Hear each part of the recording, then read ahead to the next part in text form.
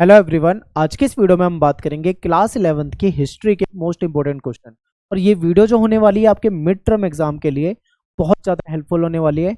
ये one shot video है, एक ही वीडियो में आपके सारे इंपॉर्टेंट क्वेश्चन जिसमें आपके लॉन्ग क्वेश्चन और शॉर्ट क्वेश्चन दोनों प्रकार के क्वेश्चन है वो कवर करा दिए जाएंगे। ठीक है, और एक बार सिलेबस देखिए। अगर हम बात करते हैं मिड टर्म एग्जामिनेशन की तो यहाँ पे अपने जो चैप्टर है वो 4 चैप्टर आ रहे हैं। इन चारों चैप्टर के इंपॉर्टेंट क्वेश्चन जो हैं आपको इस वीडियो में कवर करा दिए जाएंगे। ठीक है, तो ध्यान से आपको देखना है। और टेलीग्राम ग्रुप जरूर ज्वाइन करो। क्लास 11 ESP हमारे ग्रुप का नाम है, इस नाम से आप सर्च कीजिए और ज्वाइन कीजिए। यहाँ पे आपको क्या फ़ायदा होगा, आपको यहाँ पे नोट्स मिल जाएंगे जो कि PDF में होंगे। ठीक है, तो PDF आप यहाँ से फ्री में डाउनलोड कर सकते हो। इसके अलावा आपको कुछ डाउट हो, कुछ पूछना हो तो आप डायरेक्ट मुझे मैसेज कर सकते हो। एकलव्य स्टडी पॉइंट ये मेरा यूज़र नेम है इंस्टाग्राम पे। आप वहाँ पे जाके मुझे फॉलो कर सकते हो और वहाँ पे मैसेज कर दीजिए। जब भी मुझे टाइम मिलेगा मैं आपको वहाँ पे रिप्लाई कर दूंगा। और नोट्स आपको हमारी वेबसाइट पे भी मिल जाएंगे। इसके लिए आपको eklavyastudypoint.com पे जाना है। ठीक है, यहाँ पे आपको क्विज़ वगैरह भी अवेलेबल हो जाएगी, तो क्विज़ देख सकते हो, क्वेश्चन पेपर देख सकते हो, नोट्स वगैरह अवेलेबल हो जाते हैं तो आप यहाँ से भी देख सकते हो। और आपके जो एग्जाम में क्वेश्चन आते हैं, हिस्ट्री की बात कर रहा हूँ मैं, ठीक है, तो इसमें आपके 3 नंबर के क्वेश्चन भी आते हैं और 8 नंबर के क्वेश्चन भी आते हैं और 1 नंबर के भी आते हैं। 1 नंबर में आपके जो MCQ टाइप के क्वेश्चन होते हैं वो आ जाते हैं। ठीक है, तो हर प्रकार के क्वेश्चन जो है यहाँ पे हम देखने वाले हैं, तो बहुत ध्यान से आपको देखना है, वीडियो को अच्छे तरीके से समझना है। ठीक है, सारी चीज़ें डिटेल में आपको समझाऊंगा, अच्छे तरीके से समझना। 2 बार वीडियो देखना पड़े तो 2 बार देखना, लेकिन आपकी तैयारी इस वीडियो से बहुत अच्छे से हो जाने वाली है। तो चलिए स्टार्ट करते हैं। सबसे पहला क्वेश्चन आपके सामने है कि बताइए जो मेसोपोटामिया शब्द है, ठीक है, ये जो टर्म है इसका क्या मतलब होता है, इसका मीनिंग आपको बताना है कि इसका अर्थ क्या है। तो देखिए, मेसोपोटामिया जो है 2 शब्दों से मिलके बना है। ठीक है, और यूनानी भाषा का है। ठीक है, यानी यूनानी भाषा के 2 शब्द हैं, एक को मेसोस कहा जाता है, दूसरे को पोटेमोस कहा जाता है। इन 2 शब्दों से मिलकर बना है। ठीक है, मेसोस का मतलब क्या है, मध्य, और पोटेमोस का मतलब क्या है, नदी। यानी कि इसका अर्थ हो जाता है कि 2 नदियां, ठीक है, 2 नदियां हैं, उसके बीच में जो उपजाऊ क्षेत्र है इसको मेसोपोटामिया नाम दिया गया है। ठीक है, बहुत इंपॉर्टेंट है, याद रखना है कि मेसोपोटामिया किसे कहा जाता है, तो 2 नदियों के बीच का जो उपजाऊ भूमि थी, उपजाऊ जो क्षेत्र था, उसको मेसोपोटामिया नाम दिया गया। ठीक है, अब वो 2 नदियां कौन सी थी, पेपर में ये भी पूछ लिया जाता है, तो दजला और फरात नदियां थी। ठीक है, कौन सी नदी थी, दजला नदी और फरात नदी। इन 2 नदियों के बीच का जो उपजाऊ क्षेत्र था इसको मेसोपोटामिया कहा जाता है। ठीक है, अगला क्वेश्चन है कि मेसोपोटामिया में पशुपालन के लिए प्रसिद्ध कौन से घास के मैदान हैं। अब आपने अगर ये चैप्टर अच्छे से पढ़ा होगा तो आपको पता होगा। ठीक है, मेसोपोटामिया में कुछ घास के मैदान थे और वहाँ पे पशुपालन वगैरह होता था, तो उस घास के मैदान को क्या कहा जाता है, तो वो स्टेपी कहलाते हैं। ठीक है, स्टेपी घास के मैदान उसका नाम था। ठीक है, स्टेपी घास के मैदान कहलाते हैं। अब जो घास के मैदान होते हैं ना, इनके भी अलग अलग जगह पे अलग अलग नाम होते हैं। ठीक है, अलग अलग महाद्वीपों में जाओगे तो आपको अलग अलग नाम मिलेंगे। जैसे स्टेपी हो गया, आपने प्रेरी के बारे में पढ़ा होगा, पंपास के बारे में पढ़ा होगा, वेल्ड्स के नाम के बारे में पढ़ा होगा, तो कई सारे, जैसे डाउन्स हो गया, ये कुछ घास के मैदान होते हैं। ठीक है, आगे चलते हैं। नेक्स्ट क्वेश्चन है और ये बहुत ज़्यादा इंपॉर्टेंट क्वेश्चन है, बहुत ज़्यादा इंपॉर्टेंट क्वेश्चन, ये पेपर में बहुत ज़्यादा पूछा जाता है। ठीक है, तो इस क्वेश्चन को बिल्कुल याद करके जाना है आपको। क्वेश्चन ये है कि दुनिया को मेसोपोटामिया की सबसे बड़ी देन उसकी काल गणना और गणित की विद्वतापूर्ण जो परंपरा है उसके बारे में आपको यहाँ पे बताना है। ठीक है, दुनिया को मेसोपोटामियन की जो सभ्यता है उसने क्या दिया, तो उसमें सबसे पहला नाम आता है काल गणना। यानी काल को हम कैसे मतलब समय को कैसे देख सकते हैं, उसकी यूनिट्स वगैरह के बारे में, ठीक है, जानकारी है। फिर मैथ की जानकारी भी काफ़ी हद तक यहीं से मिलती है। तो चलिए समझते हैं। तो देखिए, मेसोपोटामिया की सबसे बड़ी जो देन है वो है उसकी काल गणना और गणित की विद्वतापूर्ण परंपरा। ठीक है, 1800 ईसा पूर्व के आसपास की बात करें तो यहाँ पे कुछ पट्टिकाएं मिली हैं। ठीक है, मिट्टी की पट्टिकाएं होती थी उस समय में, उसी में लिखा जाता था। तो वो जो मिट्टी की पट्टिकाएं मिली है उसमें गुणा और भाग की तालिकाएं मिली हैं। ठीक है, यानी ये लोग गुणा और भाग जानते थे, मैथ वगैरह ये जानते थे। ठीक है, आगे चलते हैं। इन पट्टिकाओं में वर्ग, ठीक है, वर्ग हो गया, वर्गमूल हो गया, चक्रवृद्धि ब्याज हो गया, यानी कि कंपाउंड इंटरेस्ट वगैरह, ये सारी चीज़ों की सारणियाँ मिली हैं। ठीक है, तो यहाँ से भी हमें मैथ के बारे में जानकारी मिलती है कि ये लोग मैथ किया करते थे, मैथ को सॉल्व करते थे, सवाल वगैरह करते थे। ठीक है, आगे देखो, मेसोपोटामिया में जो काल गणना है वो आज तक पूरी दुनिया में यूज़ की जाती है। काल गणना कैसे? क्योंकि देखो इन्होंने क्या करा था, इन्होंने जानकारी निकाल ली थी, प्राप्त कर ली थी कि पृथ्वी के चारों ओर चंद्रमा की जो परिक्रमा होती है उसके अनुसार इन्होंने काल गणना की थी। काल गणना इनकी देखते हैं, यानी इन्होंने कहा था कि एक साल में 12 महीने होते हैं।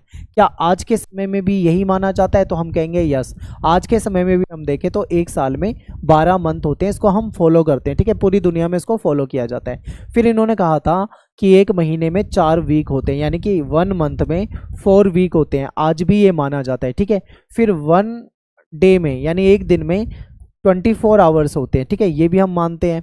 फिर 1 घंटे में 60 मिनट होते हैं, ये भी होता है भाई। एक आवर में 16 मिनट होते हैं। ठीक है, ये बिल्कुल ठीक है। तो जो चीज़ें आज के समय में हम मानते हैं काल गणना को, ये मेसोपोटामिया के लोग बहुत पहले जान चुके थे और वहाँ से ये ज्ञान जो है पूरी दुनिया में गया था। ठीक है, तो ये बहुत इंपॉर्टेंट क्वेश्चन है, बहुत ज़्यादा पूछा जाता है। और ये जो काल गणना है ये आज भी हमारे जीवन का हिस्सा है। ठीक है, और ये मेसोपोटामिया वासियों से ही पूरी दुनिया में ये फैला। ये रोम में गया, इस्लामी दुनिया में गया, यूरोप में गया। ठीक है, हर जगह ये फैल गया। अगला क्वेश्चन है कि बताइए जो मंदिर हैं वो मेसोपोटामिया की जो संस्कृति है उसके अभिन्न अंग थे, यानी कि मंदिर जो थे एक मेन पार्ट होते थे मेसोपोटामिया के कल्चर का, उसके बारे में आपको बताना है। तो देखिए 5000 ईसा पूर्व से दक्षिणी जो मेसोपोटामिया है यहाँ पे बस्तियों का विकास शुरू हो गया था। बस्तियां जो होती थी इनमें कुछ प्राचीन शहर का रूप ले लिया था। ठीक है, इन्हीं बस्तियों ने क्या कर लिया था, शहर के रूप में ये कन्वर्ट हो चुकी थी, जो कि प्राचीन शहर यहाँ के कहलाते हैं। कुछ प्राचीन शहर जो है मंदिर के चारों ओर विकसित हुए थे। अब होता क्या था भाई, यहाँ पे मंदिर होते थे। मंदिर मान लीजिए ये एक मंदिर है, तो मंदिर के चारों साइड क्या होता था, शहर विकसित हो जाते थे। ठीक है, इंपॉर्टेंट है याद रखना, मंदिर के चारों ओर शहर विकसित हो जाते थे। सबसे पहला जो ज्ञात मंदिर है यानी जिसके बारे में जानकारी मिली है वो एक छोटा सा देवालय था और वो कच्ची ईंटों से बना था। ठीक है, शुरू में क्या होता था, मेसोपोटामिया में जो मंदिर होते थे ना वो देवालय यानी भगवान जो होते हैं, देव जो होते हैं, ईश्वर जो होते हैं, उनका घर माना जाता था। तो वो बिल्कुल सिंपल तरीके से बनाया जाता था, जैसे मतलब आम घर होते थे लोगों के, उसी टाइप का वो मंदिर भी बनाया जाता था। ठीक है, तो देखिए मंदिर जो है वो विभिन्न प्रकार के देवी देवताओं का निवास स्थल माने जाते थे। जैसे कि एग्जांपल है उर देव जो थे वो चंद्र देवता माने जाते थे। ठीक है, और इन्नाना जो है ये देवी हैं जो कि प्रेम और युद्ध की देवी मानी जाती थी। और प्रारंभ में जो मंदिर थे वो बिल्कुल साधारण जो घर होते हैं, सिंपल से जो घर होते हैं उनके जैसे होते थे, क्योंकि ये भी देवताओं के घर ही माने जाते थे, तो वैसे ही बनाए जाते थे जैसे आम लोगों के घर हुआ करते थे। ठीक है, लेकिन फिर बाद में क्या होता है, धीरे धीरे उसकी संरचना जटिल होती है और फिर उसमें चेंजेस आते हैं। आगे देखते हैं, देवता जो है वो पूजा का केंद्र बिंदु माना जाता था, क्योंकि पूजा जो होती है वो ईश्वर की होती है, तो वो केंद्र बिंदु हो गए।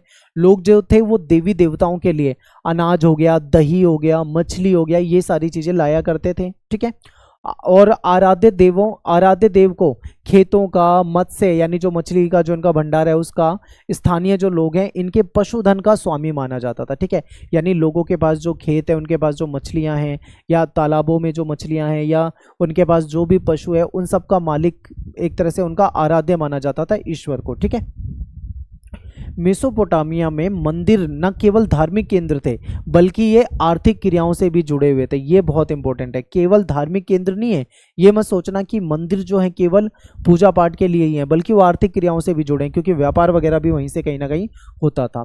तो ये हमारा क्वेश्चन हो गया। अब अगला क्वेश्चन जो है ये बहुत इंपॉर्टेंट है, आप इस क्वेश्चन को पहले से कर चुके होंगे। ठीक है, तो देखिए मेसोपोटामिया की प्रमुख उपलब्धियों के बारे में बताना है और अथवा में दे रखा है मेसोपोटामिया की जो सभ्यता है इसकी विश्व को क्या देन है, यानी क्या दिया इसने विश्व को। अभी हमने काल गणना के बारे में पढ़ा था। ठीक है, और इन्होंने काल गणना के साथ साथ पूरी दुनिया को गणित की जो विद्वतापूर्ण परंपरा है वो दी है। ठीक है, तो ये इंपॉर्टेंट है। तो सारी चीजें हम पढ़ चुके हैं, लेकिन थोड़ा सा फिर से पढ़ लेते हैं। ये क्वेश्चन की लैंग्वेज अलग है और ये पेपर में आया हुआ क्वेश्चन है। ये जो मैंने अथवा करके दे रखा है ना, ये पेपर में पूछे हुए क्वेश्चन है, इसलिए मैंने आपके सामने रख दिया, वरना इसे दोबारा कराने की जरूरत नहीं थी। देखिए मेसोपोटामिया की सभ्यता की जो प्रमुख उपलब्धियां हैं इसमें लेखन कला काफी महत्वपूर्ण है। लेखन कला बहुत ज्यादा इंपॉर्टेंट थी, क्योंकि यहाँ के लोग जो थे ना वो लेखन कला जानते थे।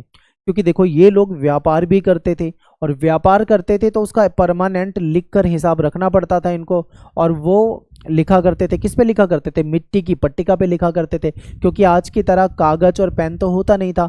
तो वो मिट्टी की पट्टिका जो होती थी, जो मिट्टी होती थी उसको गीला करके, उसको गूंथ के, उसकी पतली सी पट्टिका बना के नुकीली चीज से उस पर लिखा करते थे। ठीक है। ध्वनि के लिए कीला अक्षर जैसे चिन्ह का इस्तेमाल करते थे। ये अलग अलग ध्वनि के लिए क्या होते थे? अलग अलग चिन्ह होते थे जिसके द्वारा ये लिखा करते थे। ठीक है। मेसोपोटामिया की सभ्यता से अब और क्या मिलता है हमको? लेखन कला हो गया, चलो लेखन कला पढ़ लिया हमने। काल गणना, काल गणना बहुत महत्वपूर्ण है, जो पूरी दुनिया में मेसोपोटामिया से फैली। अब काल गणना के बारे में ना हम ज़्यादा डिटेल में नहीं पढ़ेंगे। ठीक है। मैथ वगैरह का जो ज्ञान है, ये वर्गमूल, चक्रवृद्धि ब्याज वगैरह, ये सब कुछ हम पढ़ चुके हैं, तो इसको हम दोबारा से नहीं पढ़ेंगे। अगले क्वेश्चन पे चलते हैं। अगला क्वेश्चन है कि बताइए जो शहरीकरण है, ठीक है, शहरीकरण की क्या विशेषता है, इसके बारे में आपको बताना है। तो देखिए यहाँ पे क्या था, लोग ना शहरों में रहना पसंद करते थे। लोग क्या पसंद करते थे? शहरों में रहना। यहाँ पे नए नए कस्बे बसने लगे थे और लोग नए नए कस्बों में जाने लगे थे। शहरों में शिल्प कार्य, निर्माण कार्य, व्यापार आदि होता था। जो शहर होते थे वहाँ पे शिल्प कला के कार्य भी होते थे, व्यापार भी खूब होता था और निर्माण कार्य तो होता ही था। ठीक है। और यहाँ पे जो उच्च वर्ग है, यानी जो अमीर लोग होते थे, एक तरह से इनका उदय होना शुरू हो चुका था। और यहाँ पे एकल परिवार, यानी जो सिंगल, जो न्यूक्लियर फैमिली होती है, उसको ज़्यादा अच्छा माना जाता है। एकल परिवार बोले तो यहाँ पे जैसे पति पत्नी हो गए और उनके बच्चे हो गए, इस प्रकार का जो परिवार होता है इसको एकल परिवार कहा जाता है। ठीक है। अगर इसी परिवार में दादा दादी रहने लगे, चाचा चाची सब साथ में रहने लग जाए, तो फिर वो एकल परिवार नहीं हो जाता, वो जॉइंट फैमिली यानी कि संयुक्त परिवार बन जाता है। ठीक है। तो हमने शहरीकरण में क्या देखा? लोग शहरों में रहना पसंद करते थे, यहाँ पे नए नए कस्बे बसने लगे थे। ठीक है। कस्बे क्या होते हैं? जब गांव थोड़ा सा डेवलप हो जाता है, जब गांव बहुत ज़्यादा डेवलप होने लग जाता है, वहाँ पे व्यापार वगैरह अच्छा होने लग जाता है, तो वो कस्बा बन जाता है। और कस्बा और ज़्यादा डेवलप हो जाता है तो वो पूरा एक नगर या शहर बन जाता है। ठीक है। तो कस्बा जो है ये ना तो पूरी तरीके से गाँव है और ना ही पूरी तरीके से नगर या शहर आप इसको कह सकते हो, इनके बीच का कह सकते हो, यानी गांव से ज़्यादा डेवलप है पर शहर से कम डेवलप है। ठीक है। यहाँ पे शिल्प कार्य होता है, यहाँ पे निर्माण कार्य होता है, व्यापार वगैरह सब होता है। तो ये सारी बातें आप यहाँ बता सकते हो। अगला क्वेश्चन है कि मेसोपोटामिया जो था, यहाँ पे माल की आवाजाही का प्रबंध किस प्रकार से होता था? देखिए मेसोपोटामिया का जो व्यापार था वो बाहर से भी होता था, यानी विदेश व्यापार भी इनका होता था। तो यहाँ से कुछ चीज़ें बाहर जाती थी, बाहर से कुछ चीज़ें यहाँ इनके यहाँ पे भी आती थी। तो जो माल था, जो मतलब जो भी वस्तु थी, उसकी आवाजाही कैसे होती थी ये आपको बताना है। तो देखिए माल की आवाजाही का सबसे जो बेहतर साधन है वो जलमार्ग है। ठीक है। यानी कि जलमार्ग का इस्तेमाल करते थे, सबसे बेहतरीन यही था। और इसके जलमार्ग के द्वारा क्या करते थे? व्यापार करा करते थे। अनाज के बोरे से लदी जो नाव है आसानी से हवा के वेग से नदी के द्वारा आराम से चली जाती थी। जैसे मान लो नदी है, इस नदी में पूरा पानी भरा हुआ है, यहाँ से नाव जा रही है और हवा के वेग के साथ आसानी से नाव जो है वो एक जगह से दूसरी जगह पे पहुंच जाती थी। ठीक है। पुराने मेसोपोटामिया की जो नहरें हैं और प्राकृतिक जलधाराएं जो हैं वो छोटी बड़ी बस्तियों के बीच माल के परिवहन का अच्छा मार्ग होती थी। होता क्या था, मेसोपोटामिया में कुछ नहरें भी थी और कुछ प्राकृतिक जलधाराएं, नदियां छोटी मोटी जो होती थी, उनसे भी ये क्या करते थे, अपने मेसोपोटामिया वाले क्षेत्र में ही आसानी से माल को पहुंचा देते थे, यानी कि व्यापार इनका हो जाता था। ठीक है। अगला प्रश्न है आपके सामने कि बताइए मेसोपोटामिया में जो पहली पट्टिका मिली थी वो कब की है? ये बहुत इंपॉर्टेंट क्वेश्चन है, पेपर में बहुत पूछा जाता है। ठीक है। तो ये 3200 ईसा पूर्व के आसपास की बात है, यानी मेसोपोटामिया में जो सबसे पहले पट्टिका मिली थी वो कब मिली थी? 3200 ईसा पूर्व, यानी 3200 बीसी में। ठीक है। इनमें चित्र जैसे चिन्ह और संख्याएं दी गई थी, कुछ चित्र बने हुए थे, कुछ संख्याएं वगैरह भी लिखी हुई थी। ठीक है। अगला क्वेश्चन है कि मेसोपोटामिया की लिपि क्या थी, किस प्रकार की इनकी लिपि थी? तो देखिए इनकी लिपि जो थी वो कीलाकार लिपि थी। ठीक है। किसी नुकीली चीज से ये मिट्टी की पट्टिका में लिखा करते थे और उसमें सैकड़ों चिन्ह होते थे। ठीक है। आगे चलते हैं। अगला प्रश्न है आपके सामने कि मेसोपोटामिया के लोग किन वस्तुओं का निर्यात करते थे, यानी ये जो लोग थे किन वस्तुओं का निर्यात करते थे, कौन सी चीज़ों को ये एक्सपोर्ट कर देते थे, यानी बेच दिया करते थे? तो ये लोग कपड़ा बेचा करते थे। ठीक है। इसके अलावा जो कृषि से रिलेटेड जो उत्पाद हैं, जैसे मान लो कोई फसल वगैरह है, उसको ये लोग बेचा करते थे। ठीक है। तो ये इनका व्यापार है। अगला प्रश्न है कि मेसोपोटामिया के लोग विभिन्न प्रकार की धातुएं और पत्थर जो थे वो कहाँ से आयात करते थे, क्योंकि इनके पास धातुओं की कमी थी और बहुत जो बेहतरीन पत्थर होते हैं वो भी यहाँ पे नहीं थे इनके पास, तो ये क्या करते थे, बाहर से खरीद लेते थे। तो ये आयात कहाँ से करते थे? तो ये जो लोग थे ना, ये लकड़ी हो गया, तांबा हो गया, रांगा हो गया, चांदी हो गया, सोना हो गया, सीपी हो गया, इस प्रकार की चीज़ें। और इसके अलावा जो पत्थर होते हैं महत्वपूर्ण, अलग अलग तरह के पत्थर, वो तुर्की और ईरान और खाड़ी पार के जो देश थे यहाँ से मंगाए करते थे। बहुत इंपॉर्टेंट क्वेश्चन है, पेपर में ये एमसीक्यू में भी पूछा जाता है। ठीक है, अभी तो मैं आपको लॉन्ग क्वेश्चन शॉर्ट क्वेश्चन दोनों तरह के क्वेश्चन बता रहा हूँ। एमसीक्यू के लिए अलग से वीडियो आएगी जिसमें सेपरेट वीडियो में आपको सारे इंपॉर्टेंट एमसीक्यू क्वेश्चन जो है वो करा दिए जाएंगे। ठीक है, तो वो भी जल्दी आने वाली है। आप कमेंट में ज़्यादा से ज़्यादा लिख देना, मैं जल्दी से जल्दी बनाने का प्रयास करूँगा। ठीक है, नेक्स्ट क्वेश्चन देखते हैं, ये बहुत ज़्यादा इंपॉर्टेंट है, बहुत ज़्यादा पूछा जाता है इस चैप्टर में से। तो क्वेश्चन है कि जो मारी शहर है, ठीक है, मारी शहर की विशेषता बतानी है। तो मारी नगर जो है ये महत्वपूर्ण व्यापारिक स्थल पर स्थित था, यानी मेसोपोटामिया की सभ्यता में जो मारी शहर था ये बहुत इंपॉर्टेंट है, क्योंकि जो व्यापारिक जो स्थल है यानी जो रोड है, जो जगह है, वहां पे ये मारी शहर जो था ये स्थित था। यहाँ से होकर लकड़ी हो गया, तांबा हो गया, रांगा हो गया, मदिरा यानी शराब वगैरह हो गया, तेल हो गया, ये कई किस्म के जो माल थे वो नाव में भरकर यानी नाव के जरिए फरात नदी के रास्ते तुर्की की तरफ, सीरिया की तरफ, लेबनान की तरफ जाते थे, यानी इन देशों में उसको बेच दिया जाता था। ठीक है, पहुंचा दिया जाता था। मारी नगर जो है व्यापार के बल पर बहुत ज़्यादा समृद्ध हुआ, क्योंकि भाई व्यापारिक केंद्र पे स्थित था, अच्छी लोकेशन पे स्थित था, व्यापार बहुत होता था। और जब ज़्यादा व्यापार होगा तो क्या होगा, कहीं ना कहीं इनको फ़ायदा भी ज़्यादा होगा, मुनाफा भी ज़्यादा होगा। तो उसी के कारण क्या हो गया, ये जो शहर था, ये जो नगर था, बहुत तेज़ी से समृद्ध हो गया और बहुत तेज़ी से डेवलप हो गया। ठीक है, और ये एक महत्वपूर्ण शहरी केंद्र बन चुका था, ये आपको बताना था।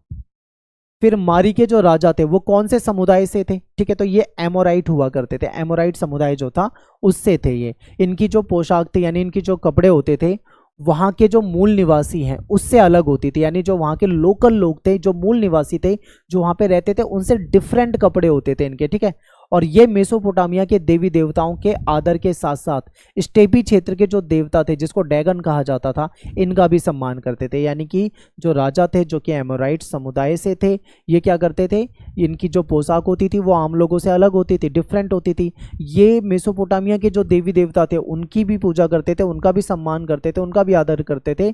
और स्टेपी क्षेत्र के जो देवता थे जिनको डैगन कहा जाता था, उनको भी ये मानते थे। ठीक है, इन्होंने डैगन देवता के लिए मारी नगर में एक मंदिर भी बनवाया था, जो कि बहुत इंपॉर्टेंट है, पूछा जाता है पेपर में, तो ये आपको याद रखना है। सारे इंपॉर्टेंट क्वेश्चन आपको बता रहा हूं। ठीक है, अगला क्वेश्चन है कि इराक, हाँ ये मैं आपको बताना ही भूल गया कि जो मेसोपोटामिया है, ठीक है, मेसोपोटामिया की जो सभ्यता है आज के समय में अगर हम इसको देखें वर्तमान में, तो ये कौन से देश में आपको दिखेगी, तो इराक में दिखेगी। ठीक है, तो ये आपको याद रखना है। तो इराक भौगोलिक विविधताओं का देश है, यानी कि यहाँ पे बहुत ज़्यादा भौगोलिक विविधता है।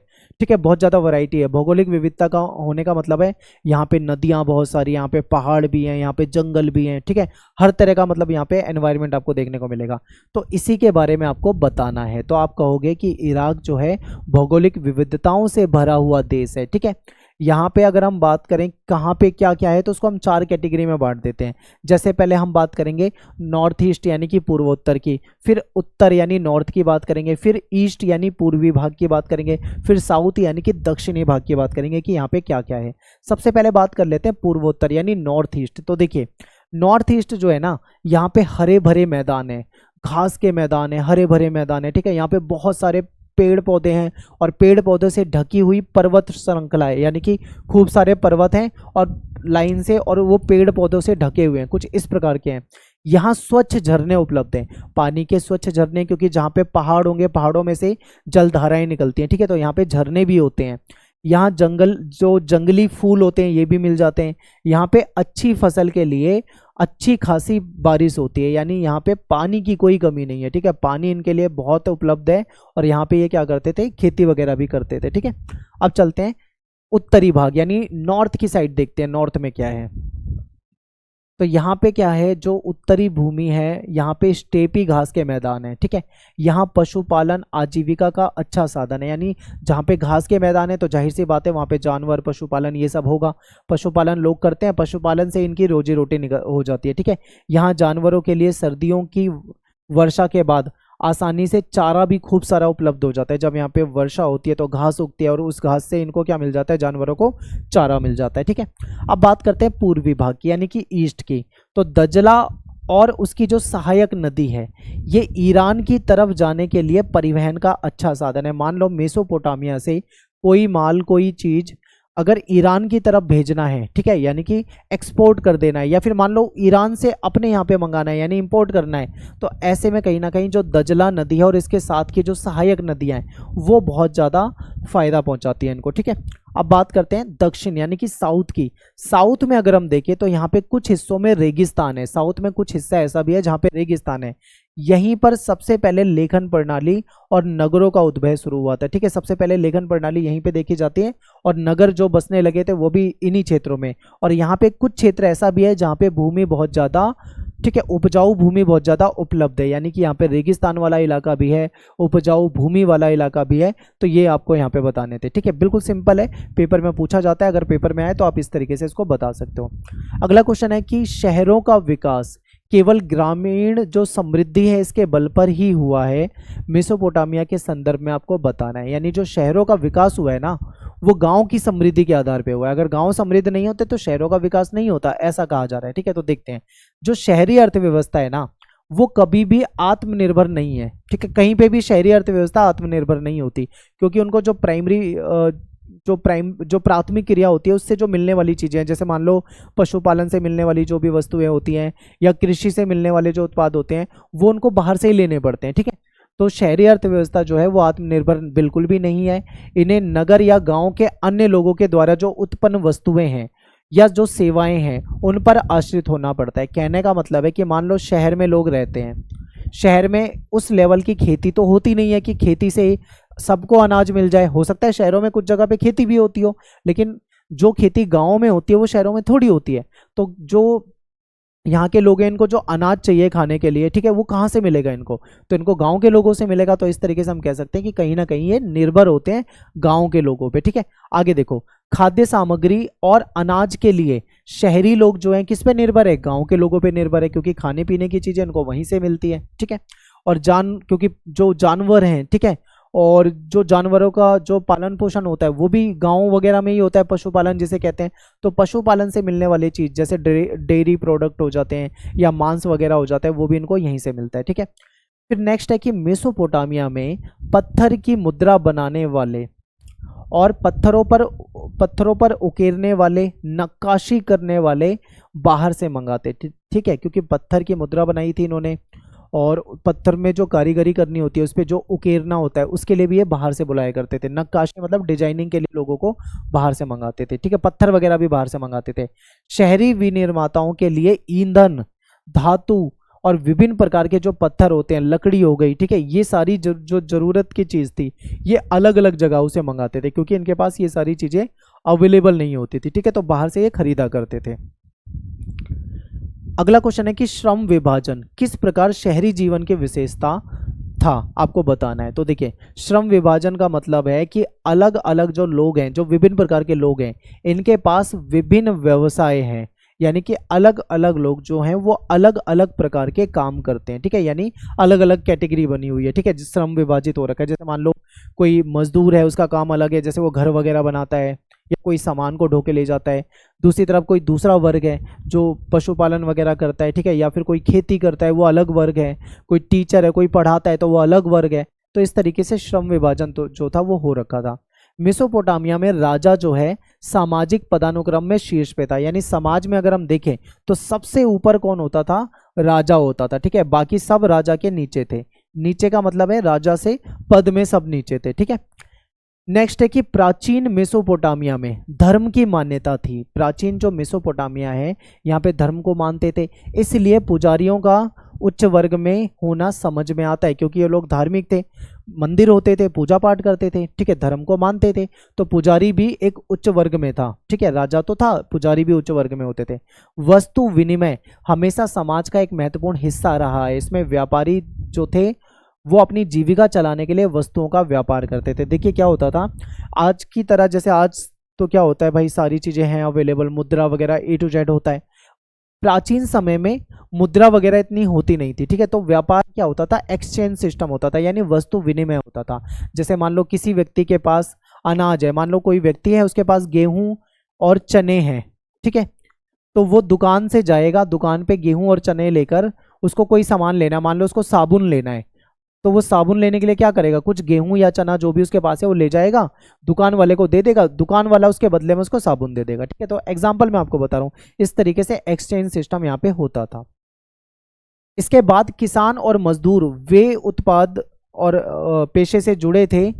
ठीक है, इसमें कम लाभ होता था, यानी किसान और मजदूर कुछ ऐसे काम से जुड़े हुए थे, ऐसे उत्पाद से जुड़े हुए थे, ऐसे पेशे से जुड़े हुए थे जिसमें कहीं ना कहीं लाभ जो होता है वो कम होता था। ठीक है, और सबसे जो नीचे स्तर पे आते थे वो आते थे गुलाम, जिनको दास कहा जाता था। ठीक है, दास जो है समाज में सबसे नीचे आते थे, यानी समाज में सबसे ऊपर राजा और पुजारी वर्ग हो गया, और सबसे नीचे कौन सा हो गया, दास हो गया। ठीक है, बीच में मजदूर, किसान वगैरह ये सब आ जाते थे। नेक्स्ट है कि मेसोपोटामिया में लेखन कला के विकास के जो साक्ष्य के आधार पे आपको समझाना है। तो देखिए क्या हुआ कि मेसोपोटामिया में जो जो पट्टिकाएं प्राप्त हुई थी वो सबसे पहले 3200 ईसा पूर्व की हैं जो कि मिली हैं, और मेसोपोटामिया के दक्षिणी शहर जो है उरुक, उसका नाम क्या था, उरुक, यहाँ पे जो मंदिर है यहाँ पे बैलों, मछलियों, रोटियों आदि की लगभग 5000 सूचियाँ मिली, यानी कि लिस्ट मिली है। ठीक है, 5000 सूचियाँ मिली है जिसमें विभिन्न प्रकार की चीज़ें लिखी हैं। तो ये क्या हो सकता है, ये कुछ अंदरूनी जो लेन देन हुआ होगा या बाहरी या अंदरूनी जो भी लेन देन हुआ होगा उसका पूरा रिकॉर्ड रखा गया था, तो ये कुछ सबूत मिले हैं। लेखन कार्य जो था समाज को अपने लेन देन का स्थायी हिसाब रखने की आवश्यकता के कारण अपनाना पड़ा, क्योंकि देखो ये लोग व्यापार करते थे, व्यापार में क्या होता है, हिसाब लिखना होता है। ठीक है, क्योंकि ज़्यादा दिन तक कोई याद नहीं रख सकता, भूल जाएगा कहाँ पे कितना किसका हिसाब है, तो ये परमानेंट इनको लिख के रखना पड़ता था व्यापार में, तो इसलिए इसकी आवश्यकता महसूस हुई होगी, तभी इन्होंने लेखन कार्य स्टार्ट किया होगा। ठीक है, फिर मेसोपोटामिया के जो लोग थे वो कैसे लिखते थे, ये मैं आपको पहले ही बता चुका हूँ कि मिट्टी होती थी उसको गीला करते थे, उसको आटे की तरह गूंदते थे, उसको थाप कर बिल्कुल मतलब पतला बना लेते थे पट्टी का, उसको ठोक पीट कर, फिर उस पर नुकीली चीज़ से लिखते थे, सरकंडे से लिखा करते थे, और जब वो सूख जाती थी धूप में रख के सुखा देते थे तो वो उस पर गुदा हुआ दिखता था, यानी उकेरा हुआ दिखता था। ठीक है, इस प्रकार से ये लोग लिखा करते थे। लगभग 2600 ईसा पूर्व के आसपास वर्ण जो थे वो कीलाकार हो गए थे, और इनकी लैंग्वेज जो थी वो सुमेरियन थी उस समय में। ठीक है, लेखन का प्रयोग क्यों होता था, यानी ये जो राइटिंग करते थे, लिखते थे, इसका प्रयोग किस चीज में होता था, तो ये जैसे मान लो इनको कोई डिक्शनरी बनानी है, ठीक है, डिक्शनरी बनानी है तो वहां पे लेखन का प्रयोग हो गया। मान लो कोई जमीन है उसको खरीदा या बेचा गया है, तो भूमि का हस्तांतरण जो है इसको कानूनी मान्यता देने के लिए भी लेखन का प्रयोग होता था। ठीक है, फिर राजाओं के जो काम होते हैं, राजा के जो भी काम है उसका वर्णन करने के लिए भी लेखन का इस्तेमाल होता था।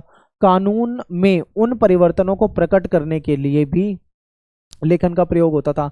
ठीक है, कानून में कोई चेंजेस आ गया, कोई संशोधन हुआ है तो उसके लिए भी लेखन का प्रयोग होता था। सुमेरियन जो लैंग्वेज होती थी उसके स्थान पर 2400 ईसा पूर्व के पश्चात धीरे धीरे क्या हो गया था, अक्कदी भाषा आ चुकी थी, फिर ये लोग अक्कदी भाषा का प्रयोग करने लगे थे। ठीक है, अगला क्वेश्चन है कि खाना बदोश जो पशु चारक हैं वो शहरी जीवन के लिए खतरा थे, कैसे, यानी खाना बदोश पशु चारक कौन है पहले आपको ये पता होना चाहिए, यानी ऐसे पशु चारक जो एक जगह पे परमानेंट बस कर नहीं रहते हैं, यानी स्थायी निवास नहीं करते हैं, इनको खाना बदोश कहा जाता था। ठीक है, ये नुकसान कैसे पहुंचाते थे हमको ये समझना है। तो देखिए मेसोपोटामिया में पश्चिमी मरुस्थल से यायावार समूह, यायावार कौन होते हैं, वही होते हैं जो खाना बदोश होते हैं, जो एक जगह परमानेंट नहीं रहते हैं। तो यायावार समूहों के कई झुंड जो थे इसके उपजाऊ और संपन्न मुख्य भूमि प्रदेश में आते थे। अब इनके पास क्या थे, जानवर होते थे, जानवरों को कई बार चराने के लिए क्या करते थे, ये उस जगह पे चले जाते थे जहाँ पे खेत वगैरह होते थे। तो कई बार जो गरड़िए थे वो क्या करते थे, अपनी भेड़ बकरियों को लेते थे,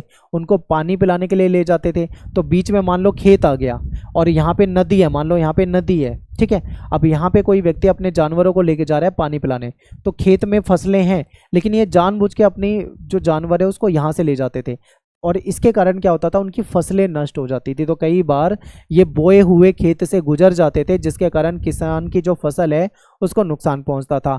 खाना बदोश जो गरड़िए है वो कई बार किसानों के गांव पे भी हमला कर देते थे, उनका अनाज लूट लेते थे, उनका पैसा लूट लेते थे। ठीक है, ऐसा किया करते थे। ऐसे ये तो बच जाते थे क्योंकि भाई ये परमानेंट कहीं रहते नहीं है, इनका कोई परमानेंट ठिकाना है नहीं, तो ये आएंगे जो वहाँ पे परमानेंट जो किसान रहते हैं, जो टेम्परेरी नहीं रहते वो परमानेंट रहते हैं, उनके यहाँ पे जाएंगे, तुरंत ही उनको लूट के भग जाएंगे, फिर इनको कहाँ पकड़ते फिरोगे क्योंकि इनका कोई ठिकाना तो है नहीं। तो ये सब होता था।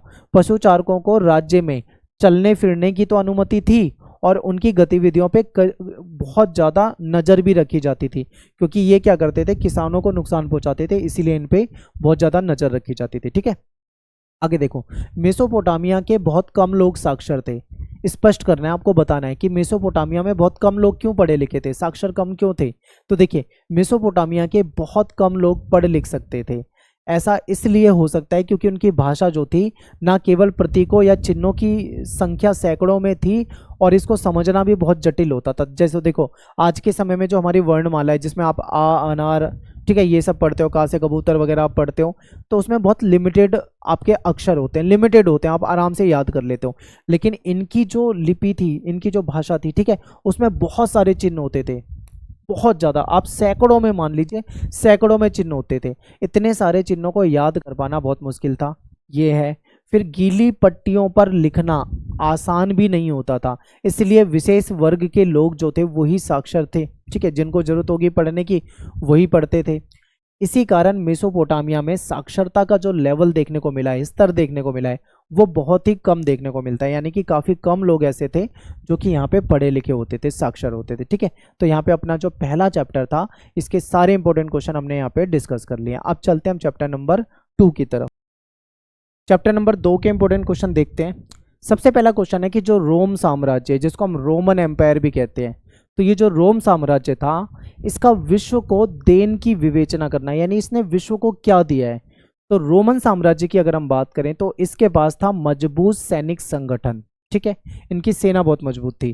फिर रोमन कानून जो कि दुनिया में अन्य जगह पे भी लागू हुए। फिर इनकी जो एजुकेशन सिस्टम था वो भी ठीक ठाक था, बढ़िया था।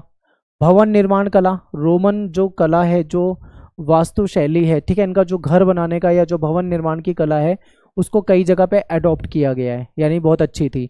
व्यापार हो गया, शहरी जीवन हो गया, ठीक है, लिटरेचर और इनका जो इनकी लिटरेचर और इनकी फिलोसफी, यानी इनका साहित्य और इनका दर्शन जो था, ये भी इंपॉर्टेंट है। ठीक है, इन्होंने क्या करा था, यहाँ पे ईसाई, एक समय ऐसा आया था जब ईसाई धर्म को राजकीय धर्म बना दिया गया था और ईसाई धर्म का खूब प्रचार किया गया था। ठीक है, तो ये सारी चीज़ें जो हैं आपको यहाँ पे लिख देनी है, पेपर में आएगा तो ये सारे पॉइंट आप लिख सकते हो, उसको थोड़ा बहुत एक्सप्लेन कर देना तो आपका काम चल जाएगा। ठीक है, अगला क्वेश्चन है कि रोमन साम्राज्य में दास प्रजनन क्यों शुरू हुआ था। दास प्रजनन ये इसलिए शुरू हुआ था क्योंकि दासों की हो रही थी कमी, ठीक है, और इनको दासों की संख्या बढ़ानी थी, तो इसलिए इन्होंने क्या करा, दास प्रजनन तरीका जो था इसको अपनाया। इसमें क्या था, गुलामों की जो संख्या थी उसको बढ़ाने की ये प्रथा हुआ करती थी। इसके अंतर्गत जो दासियां होती थी और उनके साथ जो मर्द होते थे, उनको अधिक से अधिक बच्चा पैदा करने के लिए प्रोत्साहित किया जाता था, यानी उनको ये मोटिवेट किया जाता था कि आप ज़्यादा से ज़्यादा बच्चे पैदा करो।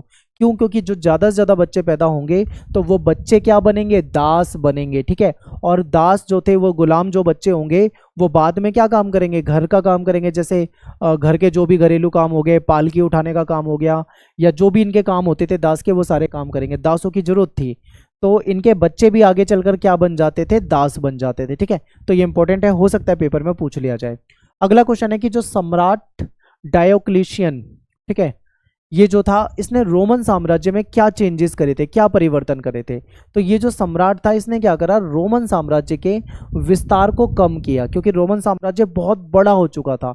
इसको लगा कि भाई ज़्यादा साम्राज्य को बढ़ाते रहने से कोई फायदा नहीं है, जो ठीक ठाक जगह है उसको बढ़िया तरीके से संभाल लो। तो इसने जो विस्तार की नीति थी उसको कम किया, इंपॉर्टेंट है।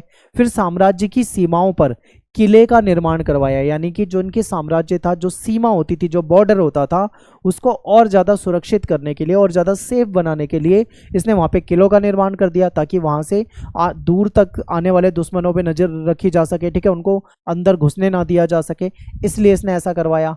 फिर प्रांत जो थे, इनके जो स्टेट जो होते थे, उसका पुनर्गठन करा, दोबारा से उनको रीऑर्गेनाइज करवाया। ठीक है, सैनिक कार्यों से असैनिक कार्यों को अलग कर दिया, यानी सैनिक के क्या काम होंगे वो अलग कर दिए, और ऐसे काम जो सैनिक काम नहीं है, सैनिकों के काम नहीं है, उसको अलग कर दिया, यानी कैटेगरी बना दी कि सैनिक को अब यही काम करने हैं, कोई भी ऐसा काम नहीं दिया जाएगा जो सेना से रिलेटेड नहीं होगा। ठीक है, सेनापतियों को अधिक अधिकार दिए, इसने सेनापतियों को ज़्यादा मजबूत बना दिया था, क्योंकि उसको अधिकार इसने ज़्यादा दे दिए थे। ठीक है, तो इंपॉर्टेंट है, याद रखना है। अगला क्वेश्चन है कि रोमन साम्राज्य की सामाजिक विशेषताओं की विवेचना कीजिए। तो इतिहासकार जो टैसिटस है, इसने प्रारंभिक साम्राज्य के प्रमुख सामाजिक समूहों को निम्न वर्गों में बांटा है, यानी ये वर्ग जो है इसमें बांट रखा है। तो कैसे समाज बटा हुआ था, ठीक है, उसको समझते हैं। तो देखिए यहाँ पे सीनेटर वर्ग होता था, जो सीनेट होता था, सीनेटर वर्ग जो कि मजबूत वर्ग होता था। अश्वरोही वर्ग होता था, ठीक है, जनता का सम्मानीय वर्ग हो गया। और निम्नतम वर्ग हो गया, निम्नतम वर्ग में दास वगैरह या मजदूर वगैरह ये सब आ जाते थे, ठीक है। तो इस तरीके से बताया कि इस तरीके से जो साम्राज्य था वो बटा हुआ था। फिर सीनेटर जो होते थे उनकी सदस्य संख्या लगभग 1000 थी, और कुल सीनेटरों में लगभग आधे सीनेटर जो थे वो इतावली परिवारों से थे, ठीक है। कहने का मतलब है कि जो सीनेटर थे, ठीक है, उनकी संख्या कितनी थी, 1000 के आसपास थी। और जो टोटल सीनेटर थे उसमें जो आप ये मान लीजिए कि आधे जो हैं, लगभग मान लो लगभग 50% जो सीनेटर हैं वो इटालियन परिवार से, यानी इतावली परिवारों के थे, ठीक है। सीनेटर और अश्वारोही एकीकृत होकर विस्तृत कुलीन वर्ग बन गए। ये क्या हुआ, सीनेटर और अश्वारोही एक साथ मिल गए और एक बड़ा कुलीन वर्ग बन गया। कुलीन वर्ग क्या होता है भाई, कुलीन वर्ग एक ऐसा वर्ग होता है समाज में जो ताकतवर होता है, जो अमीर होता है, जिसका वर्चस्व होता है, जिसका प्रभुत्व होता है, जो सत्ता के करीब होता है, ठीक है।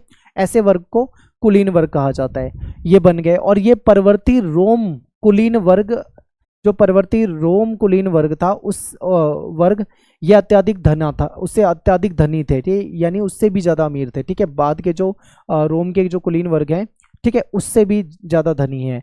मध्यम वर्गों में अगर हम देखें तो नौकरशाही और सेना की सेवा से जुड़े लोग थे।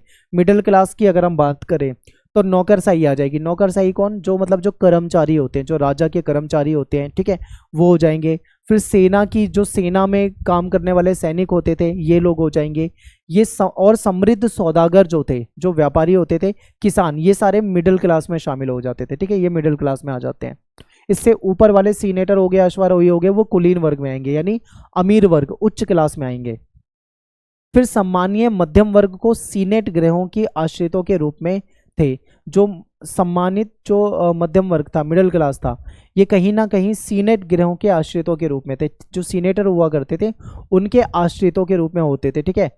और बड़ी संख्या में निम्न वर्गों के समूह थे, इनमें ग्रामीण श्रमिक बल वगैरह था। अगर हम निम्न वर्ग की बात करें तो वो संख्या में बहुत ज़्यादा होता था। निम्न वर्ग यानी जो सबसे निचला वर्ग मान लीजिए आप, उसमें उसमें कौन लोग आ जाते हैं, उसमें गरीब लोग आ जाएंगे, ठीक है। जो गांव के लोग हो गए, गरीब हो गए, मजदूर हो गए, श्रमिक हो गए, यानी मजदूर टाइप के जो लोग थे, वो सबसे लास्ट वाली कैटेगरी में आ जाएगी।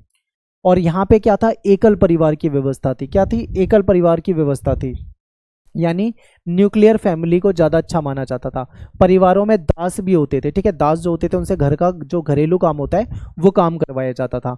महिलाओं को कानूनी स्वतंत्रता, महिलाओं को स्वतंत्रता होती थी। तलाक देना बहुत आसान था, ठीक है। काम चलाऊ साक्षरता थी, और सांस्कृतिक विविधता भी विद्यमान थी, ठीक है, यानी कल्चर में देखें तो बहुत ज़्यादा वैरायटी भी देखने को मिलेगी। तो ये कुछ उस समय में होता था। नेक्स्ट क्वेश्चन है कि रोम साम्राज्य के तीसरी शताब्दी का जो संकट है उसकी व्याख्या करनी है कि तीसरी शताब्दी के संकट से आप क्या समझते हो। तो तीसरी शताब्दी का जो संकट था, ये रोमन साम्राज्य में जो राजनीतिक, आर्थिक और सामाजिक संकट का दौर आ गया था, एक श्रृंखला थी, उसको कहा जाता है। यानी कि एक के बाद एक कोई ना कोई समस्या रोमन साम्राज्य में आने लगी थी। रोमन साम्राज्य धीरे धीरे कमजोर हो रहा था, कोई भी शासक लंबे समय तक टिक नहीं पा रहा था, शासक कमजोर होते जा रहे थे, रोमन साम्राज्य कमजोर होता जा रहा था, ठीक है, ये संकट आ रहे थे। और इस कारण से क्या हुआ कि विशाल साम्राज्य को अस्थिरता में ला दिया, यानी जो बड़ा रोमन साम्राज्य होता था अब यहाँ पे आके कमजोर हो गया है और अस्थिर हो चुका था कहीं ना कहीं। और इसके अलावा और क्या क्या समस्याएं थी, देखिए सैन्य संकट भी देखने को मिलेगा, आर्थिक संकट भी था, राजनीतिक संकट भी था, और सामाजिक संकट भी था, ठीक है। तो इसको एक एक करके समझते हैं। सैन्य संकट में क्या था, क्या समस्याएं थी, इसको देखते हैं। तो देखिए रोमन साम्राज्य पर और उसकी सीमाओं पर जो बर्बर जनजातियां थी, ठीक है, ये जनजातियां क्या करती थी, हमला कर देती थी इन पे। और ये जो 225 ईस्वी के आसपास की बात करें तो ससानी वंश जो था, ठीक है, ससानी वंश के शापुर प्रथम ने 60,000 रोमन सेना को समाप्त कर दिया। यानी जो ससानी वंश का व्यक्ति था, एक जो शापुर प्रथम के नाम से जाना जाता है, इसने 60,000 जो रोम के सेना थी उन लोगों को, यानी सैनिकों को मार दिया था। तो इस तरीके से आक्रमण करते थे। कहने का मतलब है कि रोमन साम्राज्य कमजोर होता जा रहा है, ठीक है। साम्राज्य के अंदर भी विद्रोह देखने को मिला, कई बार गृह युद्ध हो जाते थे जिससे सेना और ज्यादा कमजोर हुई, क्योंकि अंदरूनी कमजोरी के कारण सेना भी कमजोर होने लगी थी। फिर राजनीतिक संकट की बात करते हैं। इस समय में क्या था, कमजोर और अप्रभावी सम्राटों की श्रृंखला। यानी कहने का मतलब है एक के बाद एक कमजोर शासक आते गए और वो सत्ता से जाते गए, आते गए जाते गए, ठीक है। कोई भी शासक मजबूत नहीं था, जिसके कारण कहीं ना कहीं जो प्रशासकीय व्यवस्था है वो बिल्कुल प्रभावित हो चुकी थी। केवल 47 साल में 25 सम्राट आ चुके थे। सोचो कि 47 ईयर में ही 25 राजा आ चुके थे, सम्राट आ चुके थे। तो कितना, एक एक साल भी मुश्किल से कोई चल पा रहा, कोई 1 साल चल रहा होगा, कोई 2 साल चल पा रहा होगा, ऐसा हाल हो गया था। तो ये राजनीतिक संकट था। आर्थिक संकट देखें, इस समय में आर्थिक संकट भी था। आर्थिक संकट में क्या है कि प्रशासनिक अस्थिरता थी, जिसके कारण राज्य में महंगाई बढ़ रही थी। और महंगाई बढ़ती है तो क्या होता है, कहीं ना कहीं कुछ चीज़ों की कमी होने लग जाती है और कीमती धातुओं की कमी भी हो रही थी, जिससे सामाजिक अशांति भी पैदा होने लगी। फिर सामाजिक संकट की बात करें तो रोमन पारंपरिक जो मूल्य थे, इनका जो कल्चर होता था, इनके जो सिद्धांत होते थे, इनके जो संस्थान होते थे, ठीक है, वो सब टूटने लगे थे। व्यक्तिवाद में कहीं ना कहीं वृद्धि हुई। सामाजिक पदानुक्रम जो बना हुआ था वो भी धीरे धीरे गिरने लगा, यानी समाज का जो ताना बाना था वो खराब होने लगा था, ठीक है। अगले प्रश्न पे चलते हैं। नेक्स्ट क्वेश्चन है कि रोमन अर्थव्यवस्था को आधुनिक दर्शाने वाले अभिलक्षण बताइए। कैसे आप कह सकते हो कि रोमन अर्थव्यवस्था जो थी वो आधुनिक थी? कौन से ऐसे लक्षण है, कौन से ऐसे कारण है जिसकी वजह से आपको ऐसा लगता है? तो देखिए, रोमन साम्राज्य का आर्थिक आधारभूत ढांचा जो था वो बहुत ही ज़्यादा मजबूत था। इसके कई कारण है। कारण क्या है, देखिए, रोमन साम्राज्य जो है ना, यहाँ पे बंदरगाह, यहाँ पे खान, यहाँ पे खदाने, ईंट के भट्टे, जैतून तेल की जो फैक्ट्रियाँ थी, ये बहुत बड़ी मात्रा में थी, ठीक, जिसकी वजह से इनको काफ़ी क्या होता था, लाभ होता था, ठीक है। फिर इनका जो व्यापार था वो बहुत विकसित था। गेहूं हो गया, अंगूरी शराब हो गई, जैतून का तेल हो गया, इन चीज़ों का ये खूब व्यापार करते थे। इनका व्यापार जो था वो स्पेन से भी होता था, गैलिक प्रांतों से भी होता था, अफ्रीका में जो नॉर्थ वाला अफ्रीका है वहाँ पे होता था, मिस्र से हो गया, इटली से हो गया, यहाँ से इनका व्यापार होता था, जिसके कारण इनकी अर्थव्यवस्था जो थी आप कह सकते हो बहुत मजबूत थी, ठीक है।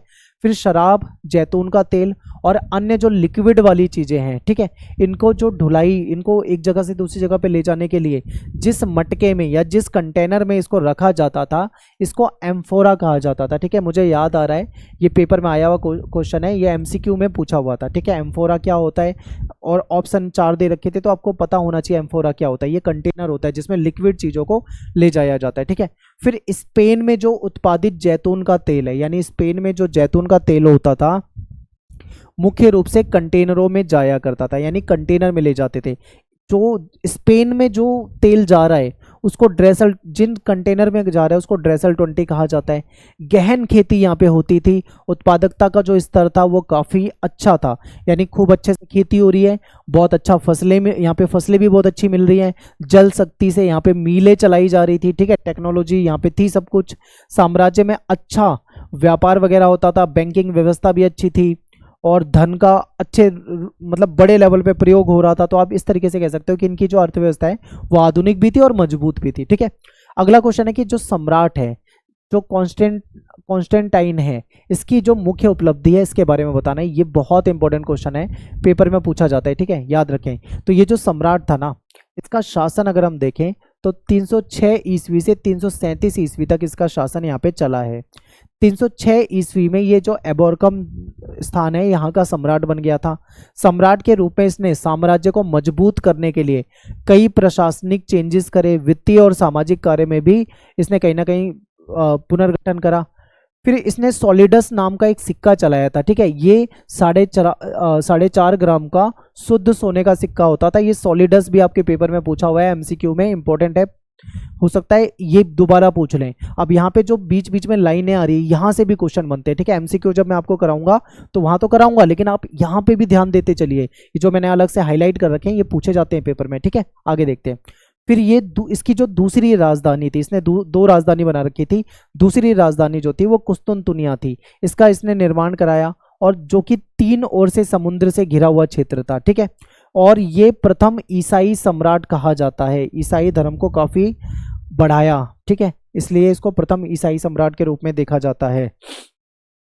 अगला क्वेश्चन है कि रोमन साम्राज्य में जो दास होते थे, ठीक है, जो गुलाम होते थे, उनकी क्या स्थिति होती थी, उसके महत्व के बारे में आपको बताना है। तो देखिए, रोमन कानून में जो दास होते हैं उसको संपत्ति के रूप में देखा जाता था। जैसे हम देखते हैं ना, हमारे पास गहने हैं, हमारे पास जमीन है, हमारे पास म्यूचुअल फंड है, कोई कहेगा मेरे पास शेयर है, स्टॉक है, तो इसको हम इन्वेस्टमेंट के रूप में देखते हैं।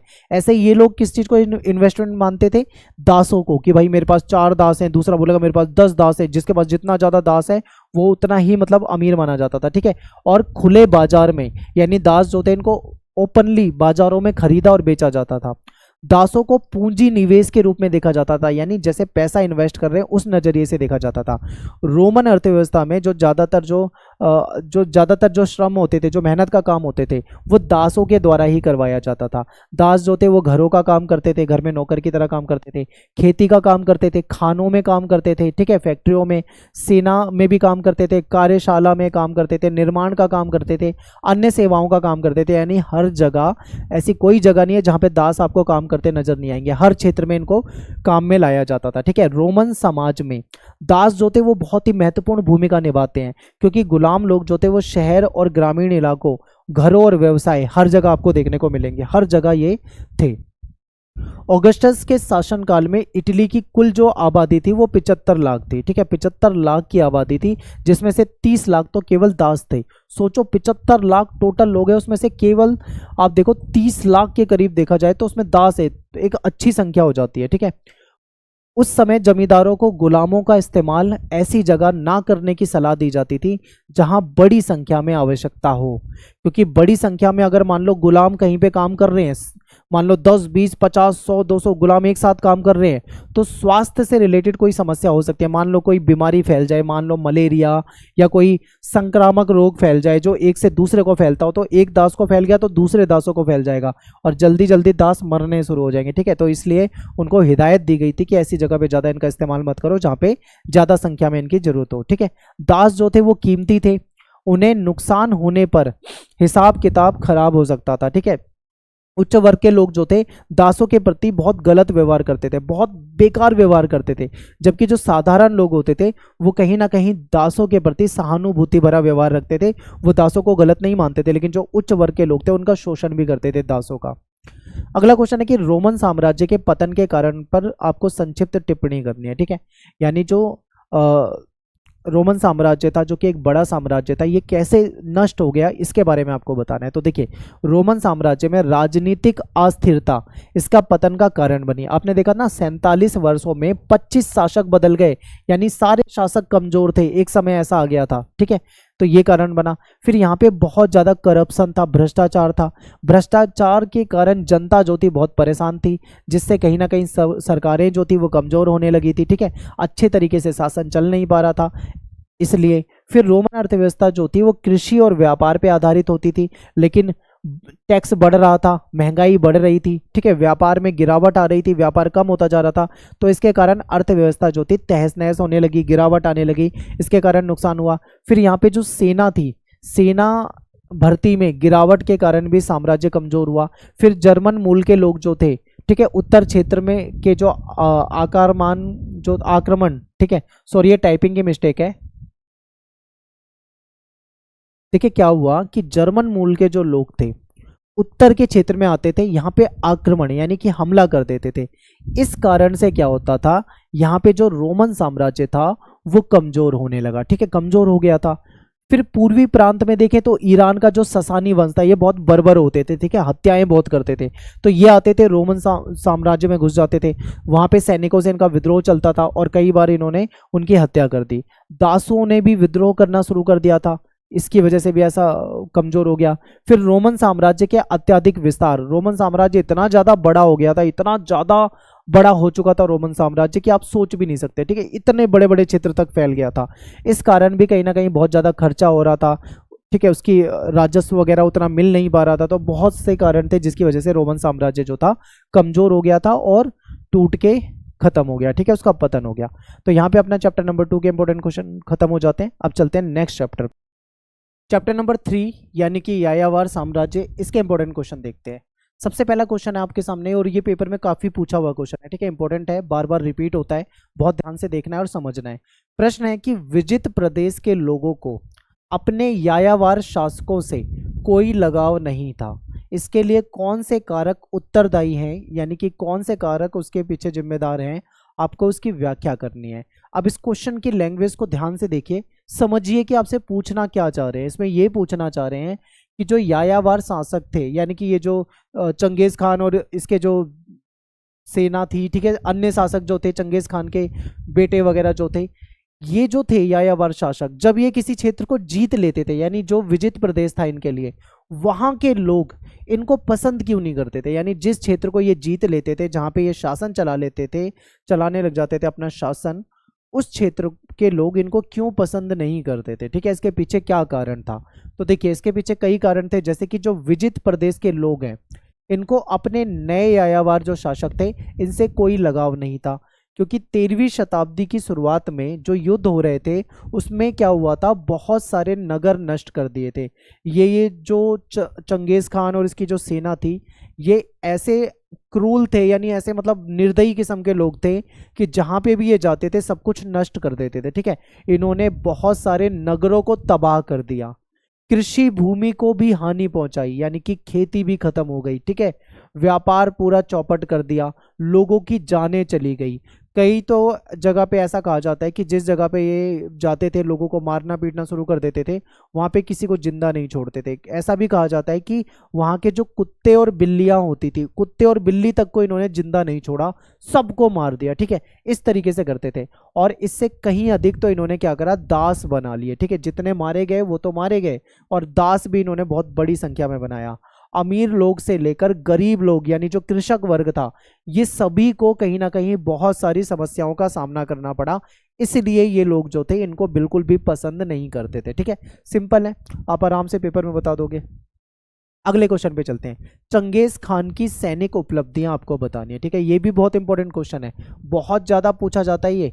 चंगेज खान की सैनिक उपलब्धियां क्या थी, समझाइए। तो देखिए, मंगोल और तुर्कों के कुशल घुड़सवार सेना ने इसे और ज़्यादा मजबूत बना दिया था। ठीक है, देखो, चंगेज खान जो था उसके पास एक अच्छी सेना थी। इसमें क्या होता था, इसने जो अलग अलग कबीले थे उन कबीले को, लोगों को एकजुट कर दिया था, मंगोलों को, तुर्कों को, इन सबको एकजुट कर दिया, और कुशल घुड़सवार सेना इन्होंने बना ली। ठीक है, घोड़े के ऊपर से ये तीरंदाजी करते थे, यानी चलते हुए घोड़े से ही तीरंदाजी करके लोगों को मार दिया करते थे। ठीक है, यानी निशानेबाज थे इनके सैनिक। और इससे क्या हो गया, युद्ध गति में कहीं ना कहीं तेजी आई, क्योंकि अब आसानी से दूर से ही किसी को मार देते हैं। तो ये तकनीक थी इनके पास। इनको मौसम की अच्छी जानकारी होती थी, इनको पता होता था कि कौन सा मौसम कैसा है, किस मौसम में हमें युद्ध करना चाहिए और किस मौसम में हमें युद्ध नहीं करना चाहिए। ठीक है, तो ये अच्छे से इस चीज़ को जानते थे, तो इसकी वजह से भी कहीं ना कहीं इन्होंने अपने युद्ध अभियान तेजी से चलाए। फिर घेराबंदी जो नीति थी, पॉलिसी थी, उसको अच्छे से जानते थे, कैसे घेरा बंद करके लोगों को मारा जा सकता है, ये इनको पता था। फिर बमबारी वगैरह, नेपथा बमबारी वगैरह की शुरुआत जो थी इन्होंने करी थी। और इंजीनियरों द्वारा बनाए गए हल्के चल उपकरण का ये इस्तेमाल करते थे। यानी उस समय में जो थोड़े टेक्निकल लोग थे, यानी जो इंजीनियर टाइप थे, जिनको टेक्निकल नॉलेज होती थी, उन्होंने ऐसे हथियार बना दिए थे जो बहुत हल्के होते थे। ठीक है, यानी हल्के हैं, जिसको चलाना भी आसान है, और उससे कहीं ना कहीं ये युद्ध आसानी से कर पाते थे। ठीक है, ये हल्के जरूर होते थे, लेकिन ये बहुत ज़्यादा घातक भी होते थे। ठीक है, सीधा किसी को, सामने वाले को मार सकते थे, ऐसे इनके पास हथियार होते थे, तो इससे इनको फायदा हुआ। तो ये सब इनकी सैनिक उपलब्धियां हैं। ठीक है, अगले क्वेश्चन पे चलते हैं। नेक्स्ट क्वेश्चन है कि यास क्या था और इसके अर्थ में परिवर्तन आने के क्या कारण थे। यास के महत्व के बारे में आपको बताना है। तो यास क्या है, एक नियम संहिता है। नियम संहिता मतलब एक आप आचार संहिता मान लो, या फिर कुछ रूल्स मान लो। यानी ये जो यास है ना, ये कुछ रूल्स थे, इसको आप नियम कायदे कानून के रूप में भी देख सकते हो, यानी कुछ नियम कायदे कानून थे। ठीक है, जो कि चंगेज खान लाया था। चंगेज खान ने 1206 ईस्वी में जो किरतलाई जो किरिलताई जो था, यहाँ पे इसने इसको लागू करा था। ठीक है, चंगेज खान की इसको जो ये नियम थे, इसको विधि संहिता भी कहा जाता है। ठीक है, तो यास क्या है, यास अगर पूछे तो यास मतलब ये कुछ कानून थे या फिर कुछ रूल थे। इसको क्या कहा जाता है, इसको विधि संहिता भी कहा जाता है, इसको नियम संहिता भी कहा जाता है। ठीक है, शुरू में यास को यसाक कहा जाता था, यानी प्रारंभ में यास को यसाक कहा जाता था। यसाक पहले कहा जाता था, बाद में इसका नाम यास पड़ गया था। ठीक है, इसको ऐसे ही लिखा जाता था, जिसका अर्थ क्या होता था, इसका अर्थ होता था विधि। विधि का मतलब यहाँ पे कानून से है, यानी विधि मतलब कानून। आज्ञप्ति यानी कोई आज्ञा या कोई आदेश, ठीक है, किसी आदेश के रूप में, यानी कि मान लो चंगेज खान ने कोई आदेश दिया तो उसको आदेश के रूप में इस रूल्स को देखा जाता था। यसाक का संबंध प्रशासनिक विनियमों से था, यानी यसाक जो होता है इसका क्या किससे संबंध है, जो प्रशासनिक विनियम है इससे संबंधित है ये। जैसे कि मान लो आखेट हो गया, ठीक है, सैन्य और डाक प्रणाली का संगठन, ये सारी चीजें इसमें आ जाती है कि क्या क्या रूल थे, उन सारे रूल को यहाँ पे फॉलो करना होता था। यास मंगोल जाति की ही प्रथागत परंपराओं का एक संकलन था, यानी कि ऐसा माना जाता है कि ये जो यास जो ये नियम थे ये मंगोल जातियों में पहले से रहे होंगे, ठीक है, उन्हीं परंपराओं को आगे बढ़ाकर ये रूल्स के रूप में सब पे लागू कर दिया गया था। यास जो है मंगोलों को समान आस्था रखने के आधार पर संयुक्त करने में सफल हुआ और आत्मविश्वास प्रदान किया, क्योंकि देखो ये जो मंगोल थे, मंगोलों की सबकी एक जैसी आस्था थी, उनका कल्चर भी एक जैसा ही रहा होगा, तो उसकी वजह से कहीं ना कहीं ये जो नियम आए थे इनने इनको एकजुट रखा, ठीक है, ये एकजुट भी हुए और कहीं ना कहीं सफल भी रहे, ठीक है, कॉन्फिडेंस भी बढ़ा इनका।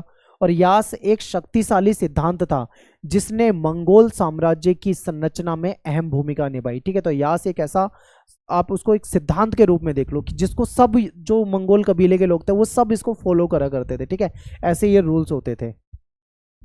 अगला क्वेश्चन है कि चंगेज खान के जो 4 पुत्र हैं उनके नाम बताने हैं आपको, और इनके द्वारा जो इनको क्षेत्र मिला था शासन करने के लिए, ठीक है, उत्तराधिकार में, वो बताना है आपको। तो देखिए चंगेज खान के 4 पुत्रों में जो सबसे बड़ा पुत्र था उसका नाम था जोची। अब ये नाम आपको याद रखने में दिक्कत होगी, ठीक है, ये आपको थोड़ा अलग नाम लगेंगे, लेकिन आप इसको एक जगह लिख कर याद कर सकते हो। जोची पहले बच्चे का नाम था। इसको रूस का जो स्टेपी क्षेत्र है, जो घास का मैदान वाला क्षेत्र है, वो क्षेत्र मिला था शासन करने के लिए कि भाई तेरे को ये क्षेत्र दे दिया रूस का, ये स्टेपी प्रदेश, जाके यहाँ पे शासन करो। फिर सेकंड बच्चा जो उसका है, वो जो दूसरा पुत्र है वो है चगताई। उसका नाम क्या है, चगताई, ठीक है, ये तुरान का जो स्टेपी क्षेत्र था इसको वो क्षेत्र मिला, और जो पामीर के जो पहाड़ वगैरह है, ठीक है, उत्तरी क्षेत्र जो था ये मिल गया था इसको शासन करने के लिए, यहाँ पे इसको शासन करना था। चंगेज खान का जो तीसरा पुत्र था वो मेन उत्तराधिकारी था चंगेज खान के लिए, तो चंगेज खान ने संकेत दिया था कि उसका जो तीसरा पुत्र है जिसका नाम ओगोदोई है उसको उत्तराधिकारी इसने घोषित किया था, और इसको महान खान की उपाधि भी मिली थी। तो पेपर में क्वेश्चन पूछा जा सकता है कि चंगेज खान के 4 पुत्रों में से किस पुत्र को महान खान की उपाधि मिली, ठीक है, तो आपको बताना है तीसरे पुत्र को मिली, ठीक है। और अगर आपसे पूछ ले कि भाई बताओ वो तीसरे पुत्र का नाम क्या था, तो आपको बताना है उस तीसरे पुत्र का नाम ओगोदेई था, ठीक है, इंपॉर्टेंट है। आगे देखो राज्याभिषेक हुआ इसका। राज्य अभिषेक कराने के बाद जो इसकी राजधानी थी, इसने अपनी राजधानी काराकोरम जो थी वहां पे बनाई थी, ठीक है। फिर बात करते हैं सबसे लास्ट पुत्र की, यानी जो चौथा पुत्र था उसका नाम था तोलोए। तोलोए ने कहाँ पे शासन करा, मंगोलिया में शासन करा, ठीक है। तो ये इसके 4 पुत्र हैं, तो आप इसके बारे में बता सकते हो।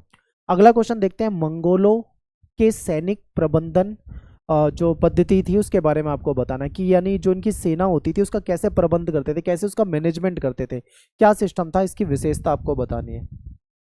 तो देखिए इसमें क्या होता था कि मंगोलों में जो यायावार होते थे, यायावार मतलब खाना बदोश होते थे, एक जगह पे रुकते नहीं थे, कभी यहाँ कभी वहाँ, इस तरीके से रहते थे। तो इनका जो समाज था इसमें जो तंदुरुस्त यानी जो हेल्दी अडल्ट होते हैं, यानी जो तंदुरुस्त वयस्क होते हैं, इन सदस्यों को, ये जो सदस्य होते थे ये हथियारबंद होते थे, ठीक है, यानी इनको हथियार की ट्रेनिंग होती थी। अगर कभी आवश्यकता पड़ जाए, ठीक है, जरूरत पड़ जाए, तो उस समय में ये सेना में इनको यूज़ कर लिया जाता था कि जब भी मान लो कभी कोई अभियान करना है, कहीं पे कोई युद्ध करना है, तो ऐसे में इनको सेना में भर्ती कर लिया जाता था। विभिन्न मंगोल जनजातियों के एकीकरण से सेना को संगठित किया गया। हुआ क्या था, आपको पता होगा कि जब चंगेज खान से पहले जो मंगोल जनजातियां होती थी, जो इनके कबीले होते थे, ये आपस में ही लड़ते रहते थे, ठीक है, बटे हुए थे, ये कबीला उस कबीले से लड़ रहा है, कभी वो दूसरों से लड़ रहे हैं, आपस में लड़ रहे थे। लेकिन चंगेज खान ने क्या करा, इन कबीलों की आपसी लड़ाई को खत्म करा, इन सबको एक साथ करा, इनको संगठित करा और एक बड़ा संगठन बनाया था, ठीक है। तो विभिन्न मंगोल जनजातियों के एकीकरण, यानी उसने क्या करा, सभी मंगोल जनजातियों का एकीकरण करा, और उसकी वजह से कहीं ना कहीं सेना जो थी वो संगठित हो गई थी, ठीक है। फिर इसमें उनकी सत्ता को स्वेच्छा से स्वीकार करने वाले तुर्की मूल के और कैरेटो जैसे जो लोग थे, वो पराजित लोग जो थे वो भी शामिल हो गए, यानी कि जो मंगोल जनजातियां थी जिनको एकजुट करा था वो तो थे, लेकिन कुछ ऐसे लोग थे जिन्होंने अपनी मर्जी से इनकी सत्ता को स्वीकार कर लिया, यानी जो तुर्क के थे, तुर्की के थे, तुर्क मूल के लोग इनको कहा जाएगा, ये शामिल हो गए। कैरेट लोग जो थे ये भी इसमें शामिल हो गए, तो इन्होंने भी क्या करा, इसमें सम्मिलित हो चुके थे।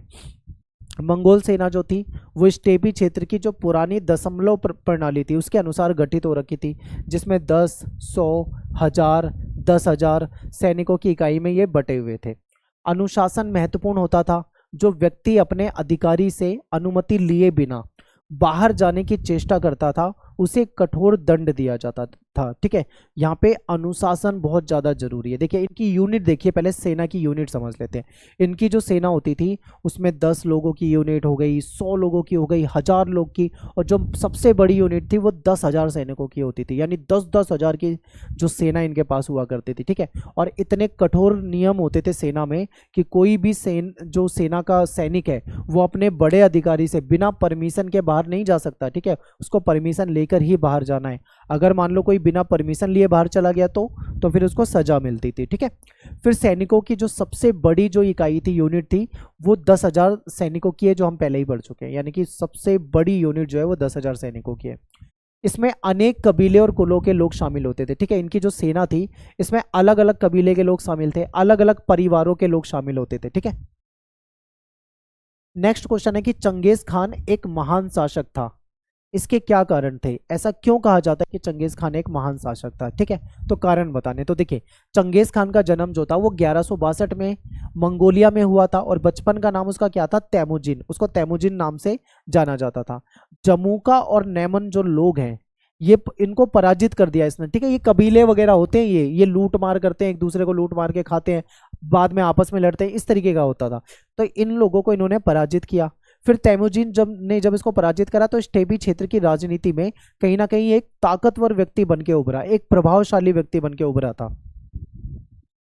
चंगेज खान की जो प्रतिष्ठा थी, जो उसकी मतलब जो एक अच्छी इमेज बन चुकी थी, उससे प्रभावित होकर जो मंगोल कबीले के सरदार थे उन्होंने एक सभा बुलाई। ठीक है, सभा में इनको मान्यता दे दी कि भाई ये हमारे, इनको क्या मान लिया, यानी चंगेज खान को इन्होंने मान्यता दे दी कि हाँ ठीक है और हम इनके सपोर्ट में हैं। ठीक है, चंगेज खान को समुद्री खान या सार्वभौम शासक की इन्होंने उपाधि दे दी और मंगोलों का महानायक घोषित कर दिया, यानी मंगोलों का हीरो है ये।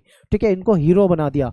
चंगेज खान ने मंगोलों को संगठित करा। चंगेज खान के अंदर एक अच्छी चीज जो थी वो ये थी कि आपसी जो लड़ाई होती है वो कमजोर करती है। कबीले जो थे आपस में लड़ते थे, तो इसने क्या करा, कबीलों को एक साथ लेकर आ गया, उन सबको आपसी लड़ाई को खत्म करवा के उन सबको संगठित कर दिया। ये उसने अच्छा करा। ठीक है, उसने मंगोलों को एक साथ संगठित करा, एक सशक्त और एक अनुशासित सैन्य शक्ति के रूप में उनको पुनर्गठित करा। यानी उन्होंने एक ऐसी सेना बना दी जो अनुशासित थी, डिसिप्लिन में रहती थी और सही तरीके से, ठीक है, उनके साथ मिलकर काम करती थी। चीन पर विजय प्राप्त करके चीनियों द्वारा शोषण से मुक्ति दिलाई और पार महाद्वीपीय साम्राज्य बना लिया। ठीक है, इनका साम्राज्य जो था वो पार महाद्वीपीय, एक महाद्वीप से दूसरे महाद्वीप तक फैल गया। 1219 से 1221 तक बड़े नगरों जैसे कि बुखारा हो गया, समरकंद हो गया, बल्ख हो जाएगा, ठीक है, और गुरगंज हो गया, निशापुर वगैरह हो गया, हेरात हो गया, इन सभी जगह पे मंगोल सेनाओं के सम्मुख इन सब ने क्या करा, समर्पण कर दिया। क्योंकि जहां पे भी ये जाते थे इनकी सेना के सामने सब समर्पण कर देते थे, क्योंकि ये बहुत ही भयानक सेना होती थी और जहां पे भी लड़ते थे किसी को जिंदा नहीं छोड़ते थे, ऐसा होता था। ठीक है, चंगेज खान ने व्यापार के रास्ते तथा बाजार को पुनर्स्थापित करा। व्यापार के रास्तों को भी दोबारा से बनाया, बाजार वगैरह को दोबारा से स्थापित किया। चंगेज खान ने अपने शासन में बहुजातीय, बहुभाषी, बहुधार्मिक संगठन बनाया। ये बहुत इंपॉर्टेंट है, समझना इस चीज को। बहुजातीय यानी चंगेज खान की सेना में, चंगेज खान के अधिकारियों कर्मचारियों में अलग अलग जाति के लोग होते थे। ठीक है, यानी बहुजातीय। फिर बहुभाषी, अलग अलग भाषा को बोलने वाले लोग रहते थे, तुर्क भी थे, मंगोल भी थे। ठीक है, और बहुधार्मिक यानी अलग अलग धर्मों के लोग भी यहाँ पे थे। मंगोल में चंगेज खान को एक राष्ट्र नायक और राष्ट्र निर्माता के रूप में माना जाता है। यानी मंगोलिया जो आज के समय में देश है, अगर उस देश में आप चंगेज खान के बारे में देखोगे तो उस देश में इसको कहीं ना कहीं राष्ट्र नायक और राष्ट्र निर्माता के रूप में जाना जाता है। ठीक है, अगला क्वेश्चन है कि मंगोल साम्राज्य के पतन के कारणों का वर्णन कीजिए। यानी जो मंगोल साम्राज्य है इसका पतन जो है वो क्यों हो गया था, उसके क्या कारण है, ये आपको बताना है। तो देखो, मंगोलों की संख्या जो थी वो काफी कम थी। इन्होंने जो भी राज्य जीते थे वहां की प्रजा के मुकाबले अगर इनको देखा जाए तो ये कम सभ्य होते थे। यानी ये सभ्य नहीं थे, क्योंकि भाई कबीलों से थे लूट मार करके खाते थे, एक दूसरे को लूट लेते थे, लड़ते रहते थे, एक जगह परमानेंट तो रहते नहीं थे, खेती करते नहीं थे, ठीक है। तो ये सब था, तो ये सभ्य नहीं थे, एक तरह से जंगली टाइप के लोग मान लो आप इनको। फिर बहुजातीय, बहुभाषी, बहुधार्मिक संगठन बनाया और अपनी सभ्यता को विजित देशों की सभ्यता में मिलाना, जिससे एक सामाजिक एकता नहीं बन पाई। अब जहां पे ये जा रहे हैं, जिन क्षेत्रों को जीत रहे हैं, वहां का कल्चर अलग है, ठीक है, वो कल्चर इनके कल्चर से मैच नहीं करता। तो ऐसे में इन्होंने क्या करा, उनको अपने जैसा बनाना शुरू कर दिया। यानी जो व्यक्ति जंगली नहीं है उसको तुम जंगली बनाने की कोशिश करोगे तो क्या वहां के लोग तुम्हें पसंद करेंगे, या फिर वो उस तरीके से हो पाएगा, नहीं हो पाएगा। तो वहां पे कभी भी सामाजिक एकता नहीं बन पाई, ठीक है। चंगेज खान की मृत्यु हो गई। जब तक चंगेज खान था सब कुछ सही चल रहा था, जहां भी लड़ते थे जीत जाते थे, हारते वारते तो थे नहीं कहीं पे। तो चंगेज खान की मृत्यु के समय तक सब कुछ ठीक था, लेकिन जब उसकी मृत्यु हो गई उसके बाद मंगोल साम्राज्य की जो राजनीतिक स्थिति थी वो कहीं ना कहीं कमजोर हो गई। यानी चंगेज खान के बाद उसके जो उत्तराधिकारी वगैरह थे वो उतने अच्छे से नहीं चला पाए। उत्तराधिकार को लेकर भी कहीं ना कहीं साम्राज्य बिखर चुका था, आपस में लड़ने लगे थे, ठीक है, ये होने लगा था। ये बहुत ज्यादा पेपर में पूछा जाता है, मोस्ट इंपोर्टेंट क्वेश्चन है। क्वेश्चन है कि चंगेज खान की हरकारा पद्धति क्या थी, इसकी क्या विशेषता थी। तो मंगोलों ने राज्य की दूरवर्ती क्षेत्रों से लगातार संपर्क बनाए रखने के लिए एक संचार पद्धति को बनाया था, जिसको हरकारा पद्धति कहते हैं, ठीक है। यानी ये जो मंगोल साम्राज्य था ये बहुत बड़े क्षेत्र में फैल गया था, ठीक है। आज की तरह टेक्नोलॉजी नहीं थी। आज तो क्या है, एरोप्लेन है, एरोप्लेन से कहीं पे जल्दी जा सकते हैं, ट्रेन है, गाड़ियां हैं, सड़कें हैं। आज के समय में एक जगह से दूसरी जगह पे जाना बहुत आसान है। आज के समय में मोबाइल है, किसी को कोई संदेश देना है तो आप मोबाइल में मैसेज के जरिए दे सकते हो, कॉल करके दे सकते हो, सब कुछ है। उस समय ये नहीं होता था और साम्राज्य बहुत बड़ा था। मान लो इस क्षेत्र में कोई घटना हो रही है और इस क्षेत्र में जानकारी पहुंचानी है, तो ऐसे में कई बार कई कई दिन लग जाते थे। टेलीफोन तो होता नहीं था कि आप फोन करके बता दोगे। तो ऐसे में इन्होंने क्या सोचा, इन्होंने सोचा कोई ऐसा सिस्टम बनाते हैं कि यहाँ पे साम्राज्य में कहीं पे भी कोई भी घटना हो जाती है तो आसानी से वो दूसरे दूर के क्षेत्र में कैसे हम पहुंचा सके। तो इन्होंने इसी के लिए ये जो पद्धति बनाई इसको हरकारा पद्धति बना कहते हैं, और ये कम्युनिकेशन यानी कि संचार के लिए बनाई गई थी, ठीक है। इसमें क्या होता था, इसमें कुछ निश्चित दूरी पर सैनिक चौकियां बनाई गई थी, जिसमें स्वस्थ और शक्तिशाली जो घोड़े थे और जो घुड़सवार होते थे, संदेशवाहक होते थे, इनको रखा जाता था। जैसे एग्जाम्पल के लिए मान लो ये पूरा का पूरा क्षेत्र जो है ये मंगोल साम्राज्य है, ठीक है, हमने मान लिया ये मंगोल साम्राज्य है पूरा क्षेत्र। इस जगह पे कोई घटना हो रही है, इसकी जानकारी हमें इस जगह पे पहुंचाना है, यानी मैक्सिमम डिस्टेंस मान के चलते हैं कि इतनी दूर वो जानकारी पहुंचानी है। तो इन्होंने क्या कर रखा था, इन्होंने चौकियां बना रखी थी, ठीक है। एक चौकी ये हो गई, दूसरी चौकी निश्चित डिस्टेंस पे, यानी मान लो 10-10 किलोमीटर में इन्होंने चौकियां बना दी, ठीक है, ऐसे करके।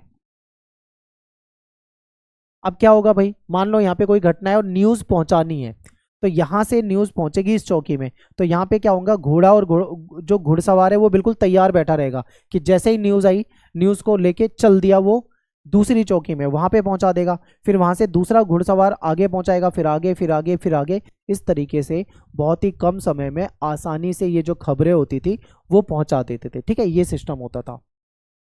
इन संदेशवाहक का कार्य क्या होता था कि सूचनाओं को अत्यधिक तेजी से एक चौकी से दूसरी चौकी पे पहुंचाना है, ठीक है। यानी मान लो ये क्षेत्र है, इस जगह से न्यूज़ पहुंचानी है इस जगह पे, तो उनके सामने टारगेट थोड़ी होता था कि हमें यहाँ से लेके यहाँ तक पहुंचाना है। उनके पास टारगेट तो बस ये होता था कि एक चौकी से मान लो इस चौकी तक पहुंचाना है, उसको पता है कि मुझे संदेश अगली चौकी तक पहुंचाना है, इसने यहाँ पे पहुंचाया, इसका काम खत्म, फिर आगे वाली चौकी पे दूसरा होगा वो पहुंचाएगा। इस तरीके से क्या होता था, इनका काम होता था एक चौकी से दूसरी चौकी तक बहुत तेजी से संदेश को पहुंचा देना, ठीक है।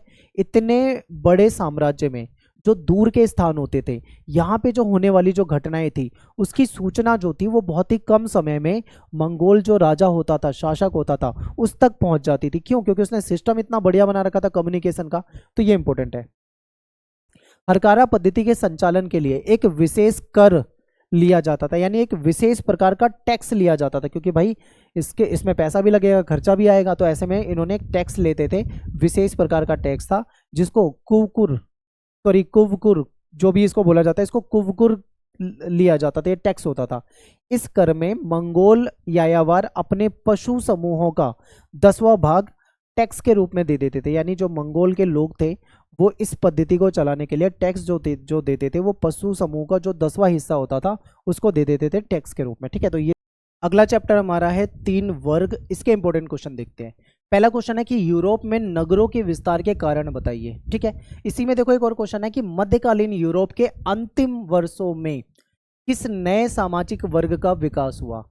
इस वर्ग के विकास के क्या कारण थे ये आपको बताने हैं। ठीक है, अब देखो आपको पता होगा, अगर आपने चैप्टर की वीडियो देखी है तो मैंने लास्ट में बिल्कुल ये टॉपिक बताया था कि एक नया वर्ग भी बन रहा था जिसको कहा जाता था, क्या कहा जाता था, नगरवासी। ठीक है, यानी जो लोग नगर में रहा करते थे उसको नगरवासी कहा जाता था, यानी नगर में रहने वाले लोग। और ये चौथा वर्ग बन चुका था। ठीक है, तो चलिए देखते हैं कि ये जो आखिर नगर जो थे, नगरों का विस्तार जो हो रहा था, नगरवासी जो डेवलप हो रहे थे, उसके पीछे कारण क्या था।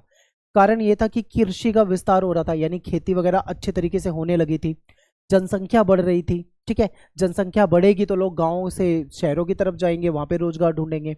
व्यापार भी काफ़ी तेजी से बढ़ने लगा था और इसी कारण यूरोप में नगरों का विस्तार हुआ और एक चौथा वर्ग बन गया जिसको नगरवासी कहा जाता है। ठीक है, तो ये था। शॉर्ट क्वेश्चन है, ज़्यादा से ज़्यादा 3 नंबर में आएगा। एक ये इंपॉर्टेंट क्वेश्चन है, ये बहुत ज़्यादा आपके पेपर में पूछा जाता है कि फ्रायर जो है, फ्रायर वो किसको कहा जाता है। ठीक है, फ्रायर कौन होते हैं, तो फ्रायर जो थे ये भिक्षुओं के ऐसे समूह को कहा जाता था जिस समूह ने मठ में ना रहने का फैसला करा। यानी भिक्षुओं का एक ऐसा समूह जिसने मठ में ना रहने का फैसला किया, उसको क्या कहा जाता था, फ्रायर कहा जाता था। यानी इन्होंने डिसाइड करा था कि हम मठ में नहीं रहेंगे। ठीक है, हम अलग अलग जगह पे जाएंगे, घूमेंगे फिरेंगे, घूम फिर के एक से दूसरी जगह पे जाते रहेंगे, वहां पे हम लोगों को उपदेश देंगे। ठीक है, यानी ये इस टाइप के भिक्षु थे जो एक स्थान से दूसरे स्थान पे जाते थे, घूम घूम कर लोगों को उपदेश देते थे। ठीक है, ये एक जगह पे रहते नहीं थे। ये भिक्षु दान से अपना जीवन चलाते थे, इनको जो भी दान में मिल जाए उससे ही अपनी जिंदगी चलाते थे और ऐसे ही ये रहा करते थे। ठीक है, अगला क्वेश्चन है कि श्रम अधिशेष से क्या तात्पर्य है। श्रम अधिशेष किसे कहते हैं, तो देखो लॉर्ड की जागीरों पर किसानों के परिवारों के श्रम से होने वाला जो उत्पादन था, ठीक है, इसको हम श्रम अधिशेष कहते हैं। यानी कि जो लॉर्ड होता था उसकी जमीन पे जो कृषक लोग होते थे, वो जो कृषक के परिवार होते थे, उनके, आपको चैप्टर में मैंने बताया था कि उनके कुछ दिन फिक्स होते थे।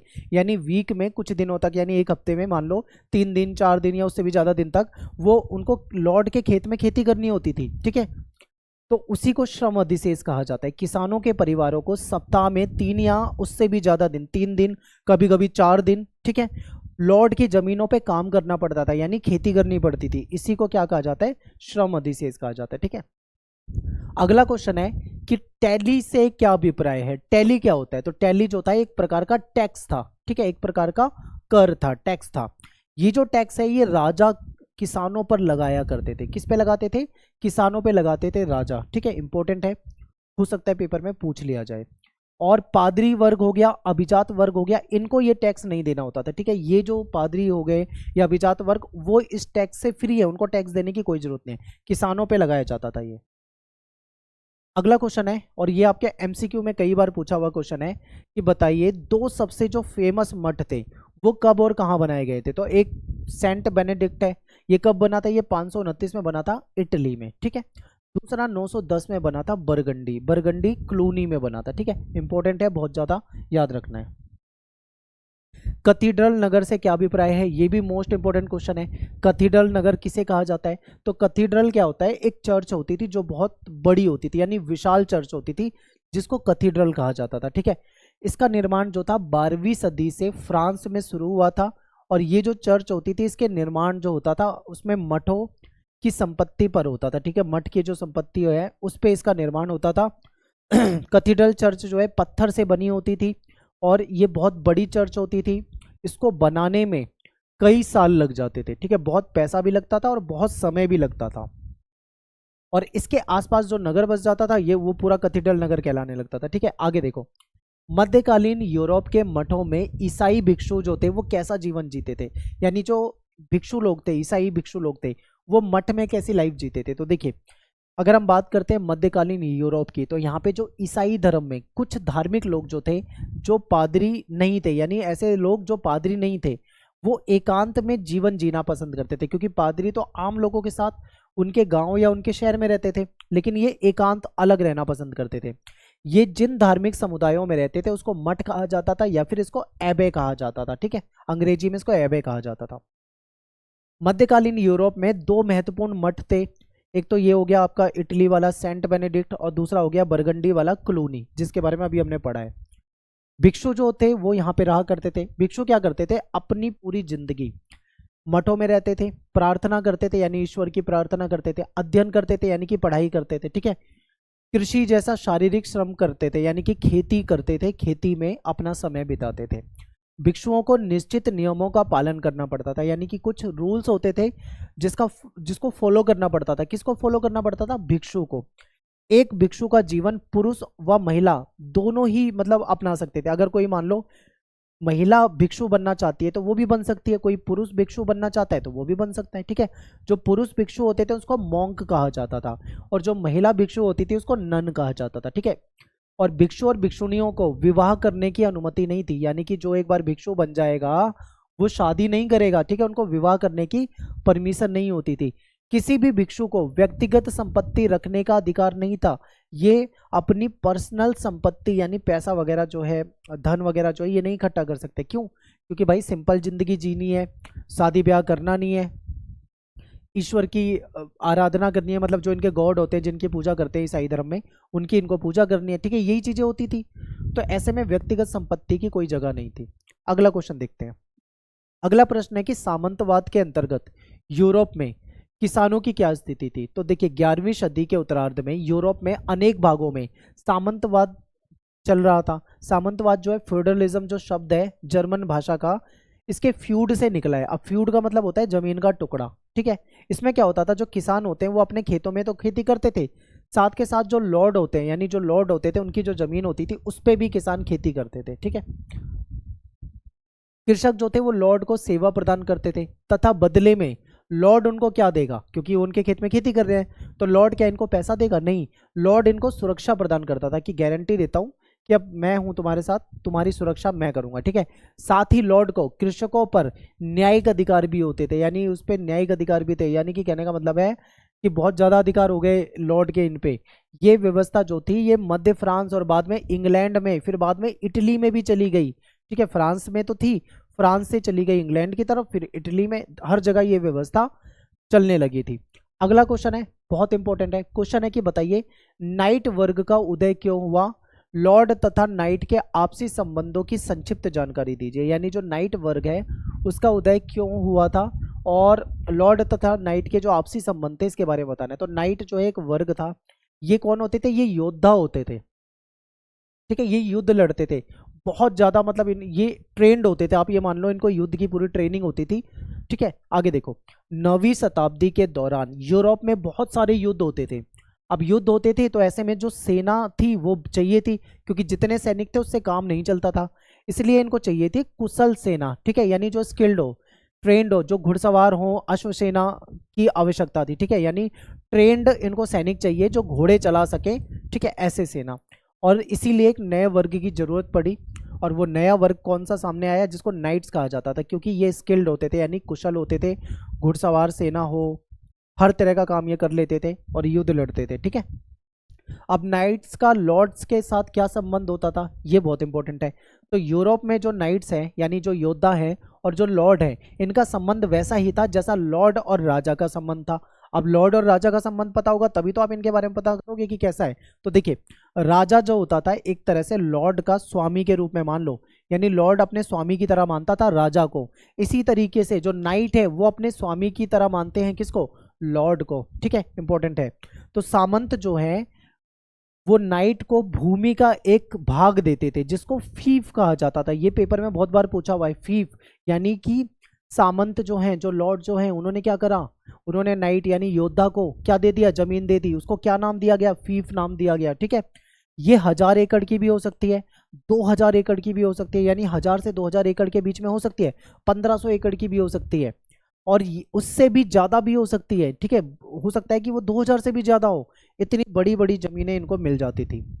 नाइट क्या करता था, भूमि के बदले में लॉर्ड को एक निश्चित धनराशि देता था, कि कुछ पैसे देता था फिक्स, साथ ही ये आश्वासन देता था कि जरूरत पड़ने पर वह युद्ध में उसका साथ देगा। मान लो कल को लॉर्ड का किसी से युद्ध हो जाए, कोई झगड़ा हो जाए, तो ऐसे में लॉर्ड क्या करेगा, अपने उस योद्धा को बुलाएगा, यानी नाइट्स को बुलाएगा कि भाई ऐसा ऐसा हो रहा है, तो नाइट्स क्या करेगा, योद्धा यानी कि नाइट्स लड़ेगा उसके लिए, ठीक है। नाइट अपनी सेवाएं अन्य लॉर्ड को भी दे सकते थे, यानी किसी दूसरे लॉर्ड को भी दे सकते हैं, लेकिन उसकी जो सबसे पहले निष्ठा होगी वो अपने लॉर्ड के साथ होगी। यानी कि मान लो कोई योद्धा है, मान लो ये कोई योद्धा है, इसका कोई लॉर्ड है, ठीक है, उसके लिए ये काम करेगा। लेकिन कोई दूसरा लॉर्ड है, उसके लिए भी वो अपनी सेवा दे सकता है, लेकिन उसके लिए प्राइमरी और मेन कौन होगा? जो उसका पहला लॉर्ड है वही उसके लिए मुख्य होगा, ठीक है। अगला क्वेश्चन देखते हैं। 14वीं सदी की शुरुआत तक यूरोप का आर्थिक विस्तार जो था वो धीमा पड़ गया था। ऐसा किन कारणों से हुआ था? कि क्यों हुआ था भाई कि जो यूरोप है बहुत तेजी से जो डेवलप हो रहा है, आखिर ये 14वीं शताब्दी के आसपास इसका आर्थिक विस्तार कम हो गया, ऐसा क्या था? तो देखिए 14वीं शताब्दी के आर्थिक संकट ने यूरोप में जो कृषक होते हैं, जो किसान होते हैं, उसके बीच में सामाजिक असंतोष को जन्म दिया। कहीं ना कहीं किसान जो थे नाराज हो चुके थे, ठीक है। 13वीं सदी के अंत तक उत्तरी यूरोप में तेज ग्रीष्म ऋतु का स्थान ठंडी ग्रीष्म ऋतु ने ले लिया, जिसके कारण पैदावार के मौसम छोटे हो गए। यानी कि पहले जो ग्रीष्म ऋतु होती थी अब वो ना होकर अब वहाँ पे ठंडा मौसम होने लगा था, जिसके कारण खेती करने के लिए ज़्यादा समय नहीं मिल पा रहा था। आर्थिक मंदी हुई और उसकी वजह से यूरोप के जो लॉर्ड थे उनकी जो इनकम होती थी, जो पहले अच्छी होती थी, वो इनकम कम होने लगी। सरकार को जो टैक्स मिलता था उससे आमदनी में भी कहीं ना कहीं कमी आई। जनसंख्या वृद्धि के कारण उपलब्ध जो संसाधन थे वो भी क्या होने लगे थे? कम पड़ने लगे थे, क्योंकि जनसंख्या बहुत तेजी से बढ़ रही थी तो संसाधन कम होने लगे थे। पहले की जो गहन जुताई थी एक समय में, वो 3 क्षेत्रीय फसल चक्र भूमि को कमजोर हुआ। यानी पहले क्या होता था, खूब गहन जुताई होती थी, साल में 3 चक्रीय फसल बन जाती थी, लेकिन अब कहीं ना कहीं वो उसमें गिरावट आने लग गई है। चरागाह जो थे वहाँ पे कहीं ना कहीं कमी होने लगी है, तो जिसकी वजह से पशुओं की संख्या में भी कमी हुई। यानी चरागाह नहीं बचा तो पशु भी कहाँ से बचेंगे। 1315 से 17 में यूरोप में भयंकर अकाल पड़ गया, महामारी फैल गई और 1320 तक बहुत सारे पशु जो थे वो मर गए। सोचो, अकाल आ गया, आर्थिक संकट आ गया, खेती हो नहीं रही है, ठीक है, इतनी सारी समस्या थी। जलपोतों के साथ चूहे आ जाते थे। अब ये जो चूहे आते थे तो आप सोचोगे चूहे से क्या समस्या है भाई? चूहे के अपने साथ लेके आते थे एक बीमारी जिसको प्लेग कहा जाता है, ठीक है। यानी चूहे अपने साथ एक बीमारी लेके आते थे जिसको प्लेग कहा जाता था। वो बीमारी संक्रामक बीमारी थी, यानी वो एक आदमी को अगर फैल गई ना तो उस आदमी से वो सबको फैल जाएगी। तो उसकी वजह से क्या हुआ, बहुत सारे लोगों को बीमारी हो गई और उसमें भी बहुत सारे लोग मरने लगे। मजदूरों की संख्या भी कम हो गई। अब मजदूरों की संख्या कम हो गई तो उनकी डिमांड बढ़ेगी। अब मजदूरी वो 250% तक बढ़ा दी उन्होंने। यानी उन्होंने बोला कि भाई इतना ज़्यादा, मतलब बहुत 250% तक उन्होंने अपना रेट बढ़ा दिया। तो सोचो लोग कैसे काम करा पाएंगे। मजदूरी की जब दर बढ़ने लगी तो कृषि उत्पादों के मूल्यों में भी कहीं ना कहीं कमी जो थी, उससे अभिजात वर्ग की इनकम भी कम हो चुकी थी। किसान जो थे, विशेषकर जो पढ़े लिखे थे और समृद्ध किसान थे, इन्होंने भी क्या करा, इसका विरोध करना शुरू कर दिया। यानी धीरे धीरे व्यवस्था जो है पूरी तरीके से बिगड़ चुकी थी। तो ये सारे उसके पीछे कारण थे, ठीक है। अगला क्वेश्चन देखते हैं। नेक्स्ट क्वेश्चन है कि 11वीं शताब्दी में यूरोप में होने वाले जो विभिन्न प्रौद्योगिकी बदलाव की है उसकी विवेचना करो। यानी 11वीं शताब्दी में यूरोप में जो टेक्नोलॉजी थी उसमें क्या चेंजेस आ रहे थे, ठीक है। तो ये जो टेक्नोलॉजी चेंज हो रही है इसको समझते हैं। तो देखिए मध्यकालीन यूरोप में 11वीं शताब्दी में कृषकों के द्वारा लकड़ी के हल के स्थान पर लोहे की भारी नोक वाला जो हल था इसकी शुरुआत हो चुकी थी, ठीक है। पहले क्या होता था कि जो हल होता था ना, हाँ आपने हल तो देखा ही होगा, कुछ इस प्रकार का हल होता है जिसमें ये लकड़ी का होता है और ये जो नुकीला हिस्सा होता है, जो नीचे का नुकीला हिस्सा होता है, ये हिस्सा जमीन के अंदर घुसता है और जमीन को खोदता है, यानी जिससे खेत की जुताई होती है। अब वो लकड़ी का है तो वो अच्छे से काम नहीं कर पाएगा। अगर इस जगह पे लोहे की फाल लगा दी जाए तो वो और गहराई तक जमीन को खोद पाएगा, ठीक है। तो यानी अब इन्होंने लकड़ी वाली जो फाल होते थे उसको हटा के लोहे की नुकीली नोक वाले जो हल थे उसका इस्तेमाल करना शुरू करा। उससे क्या फायदा हुआ, जो उपज होती है यानी जो फसल होती है वो बढ़ गई। अब घोड़े के जो खुर होते हैं, जिसमें घोड़ा चलता है ना, उसके पैर में जो नीचे होता है उसे खुर कहा जाता है। अब घोड़ा चलेगा तो वो क्या होगा, वो घिस जाएगा।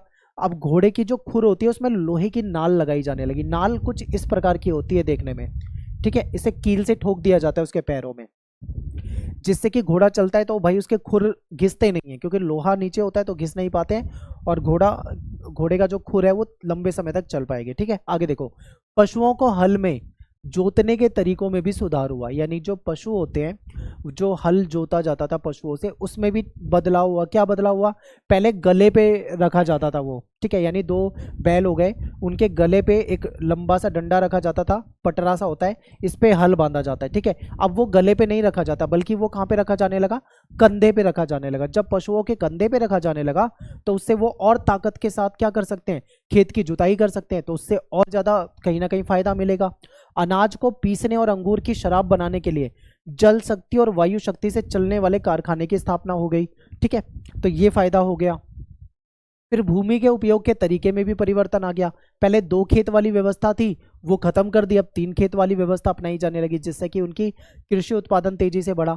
फिर इससे कृषक जो थे 3 वर्षों में 2 वर्ष अपने खेतों का उपयोग कर सकते थे आसानी से, यानी हर 3 साल में कम से कम 2 बार 2 साल तक वो अपने खेतों का उपयोग करते हैं। उसमें होता क्या था, जैसे मान लो एक खेत है, दूसरा खेत है, तीसरा खेत है, तो उसमें 2 में खेती करेंगे, एक को छोड़ के रखेंगे। ठीक है, बाद में फिर उसमें खेती करने लग जाएंगे, उस दूसरे को छोड़ देंगे, इस तरीके से करते थे। तो इससे भी इनको फायदा हो रहा था। फिर एक खेत में शरद ऋतु में गेहूं बो देते थे, राई बो देते थे, दूसरे खेत में बसंत में ये मटर, सेम, मसूर या जौ वगैरह जो थे, बाजरा वगैरह वो बो देते थे, तीसरा खेत खाली छोड़ देते थे। प्रत्येक वर्ष वो 3 खेतों का प्रयोग बदल बदल कर आराम से कर सकते थे। ठीक है, जिसकी वजह से कहीं ना कहीं इनका जो कृषि उत्पादन है वो बहुत तेजी से बढ़ चुका था। इससे इनको बहुत ज्यादा क्या हुआ, फायदा हुआ। ठीक है, तो यहाँ पे अपना ये चैप्टर खत्म हो जाता है और चारों चैप्टर के इंपॉर्टेंट क्वेश्चन करा दिए। आई होप आपको अच्छे से समझ में आए होंगे। अब यहाँ पे आप एक गलती मत करना, अगर आपने चैप्टर की वीडियो नहीं देखी तो प्लेलिस्ट में जाके चारों चैप्टर की वीडियो को अच्छे तरीके से देखो, आपको सारी चीजें अच्छे से समझ में आएगी। इंपॉर्टेंट क्वेश्चन लास्ट में कम से कम 2 बार देख के जाना है पेपर से पहले, और ये क्वेश्चन आपको पेपर में दिखते हैं, बिल्कुल दिखेंगे, क्योंकि यही आएंगे। हो सकता है किसी में लैंग्वेज घुमा देंगे, आपको अच्छे तरीके से लिख के आना है। ठीक है, तो मिलते हैं आपसे नेक्स्ट वीडियो में। Thanks for watching. जय हिंद, जय भारत।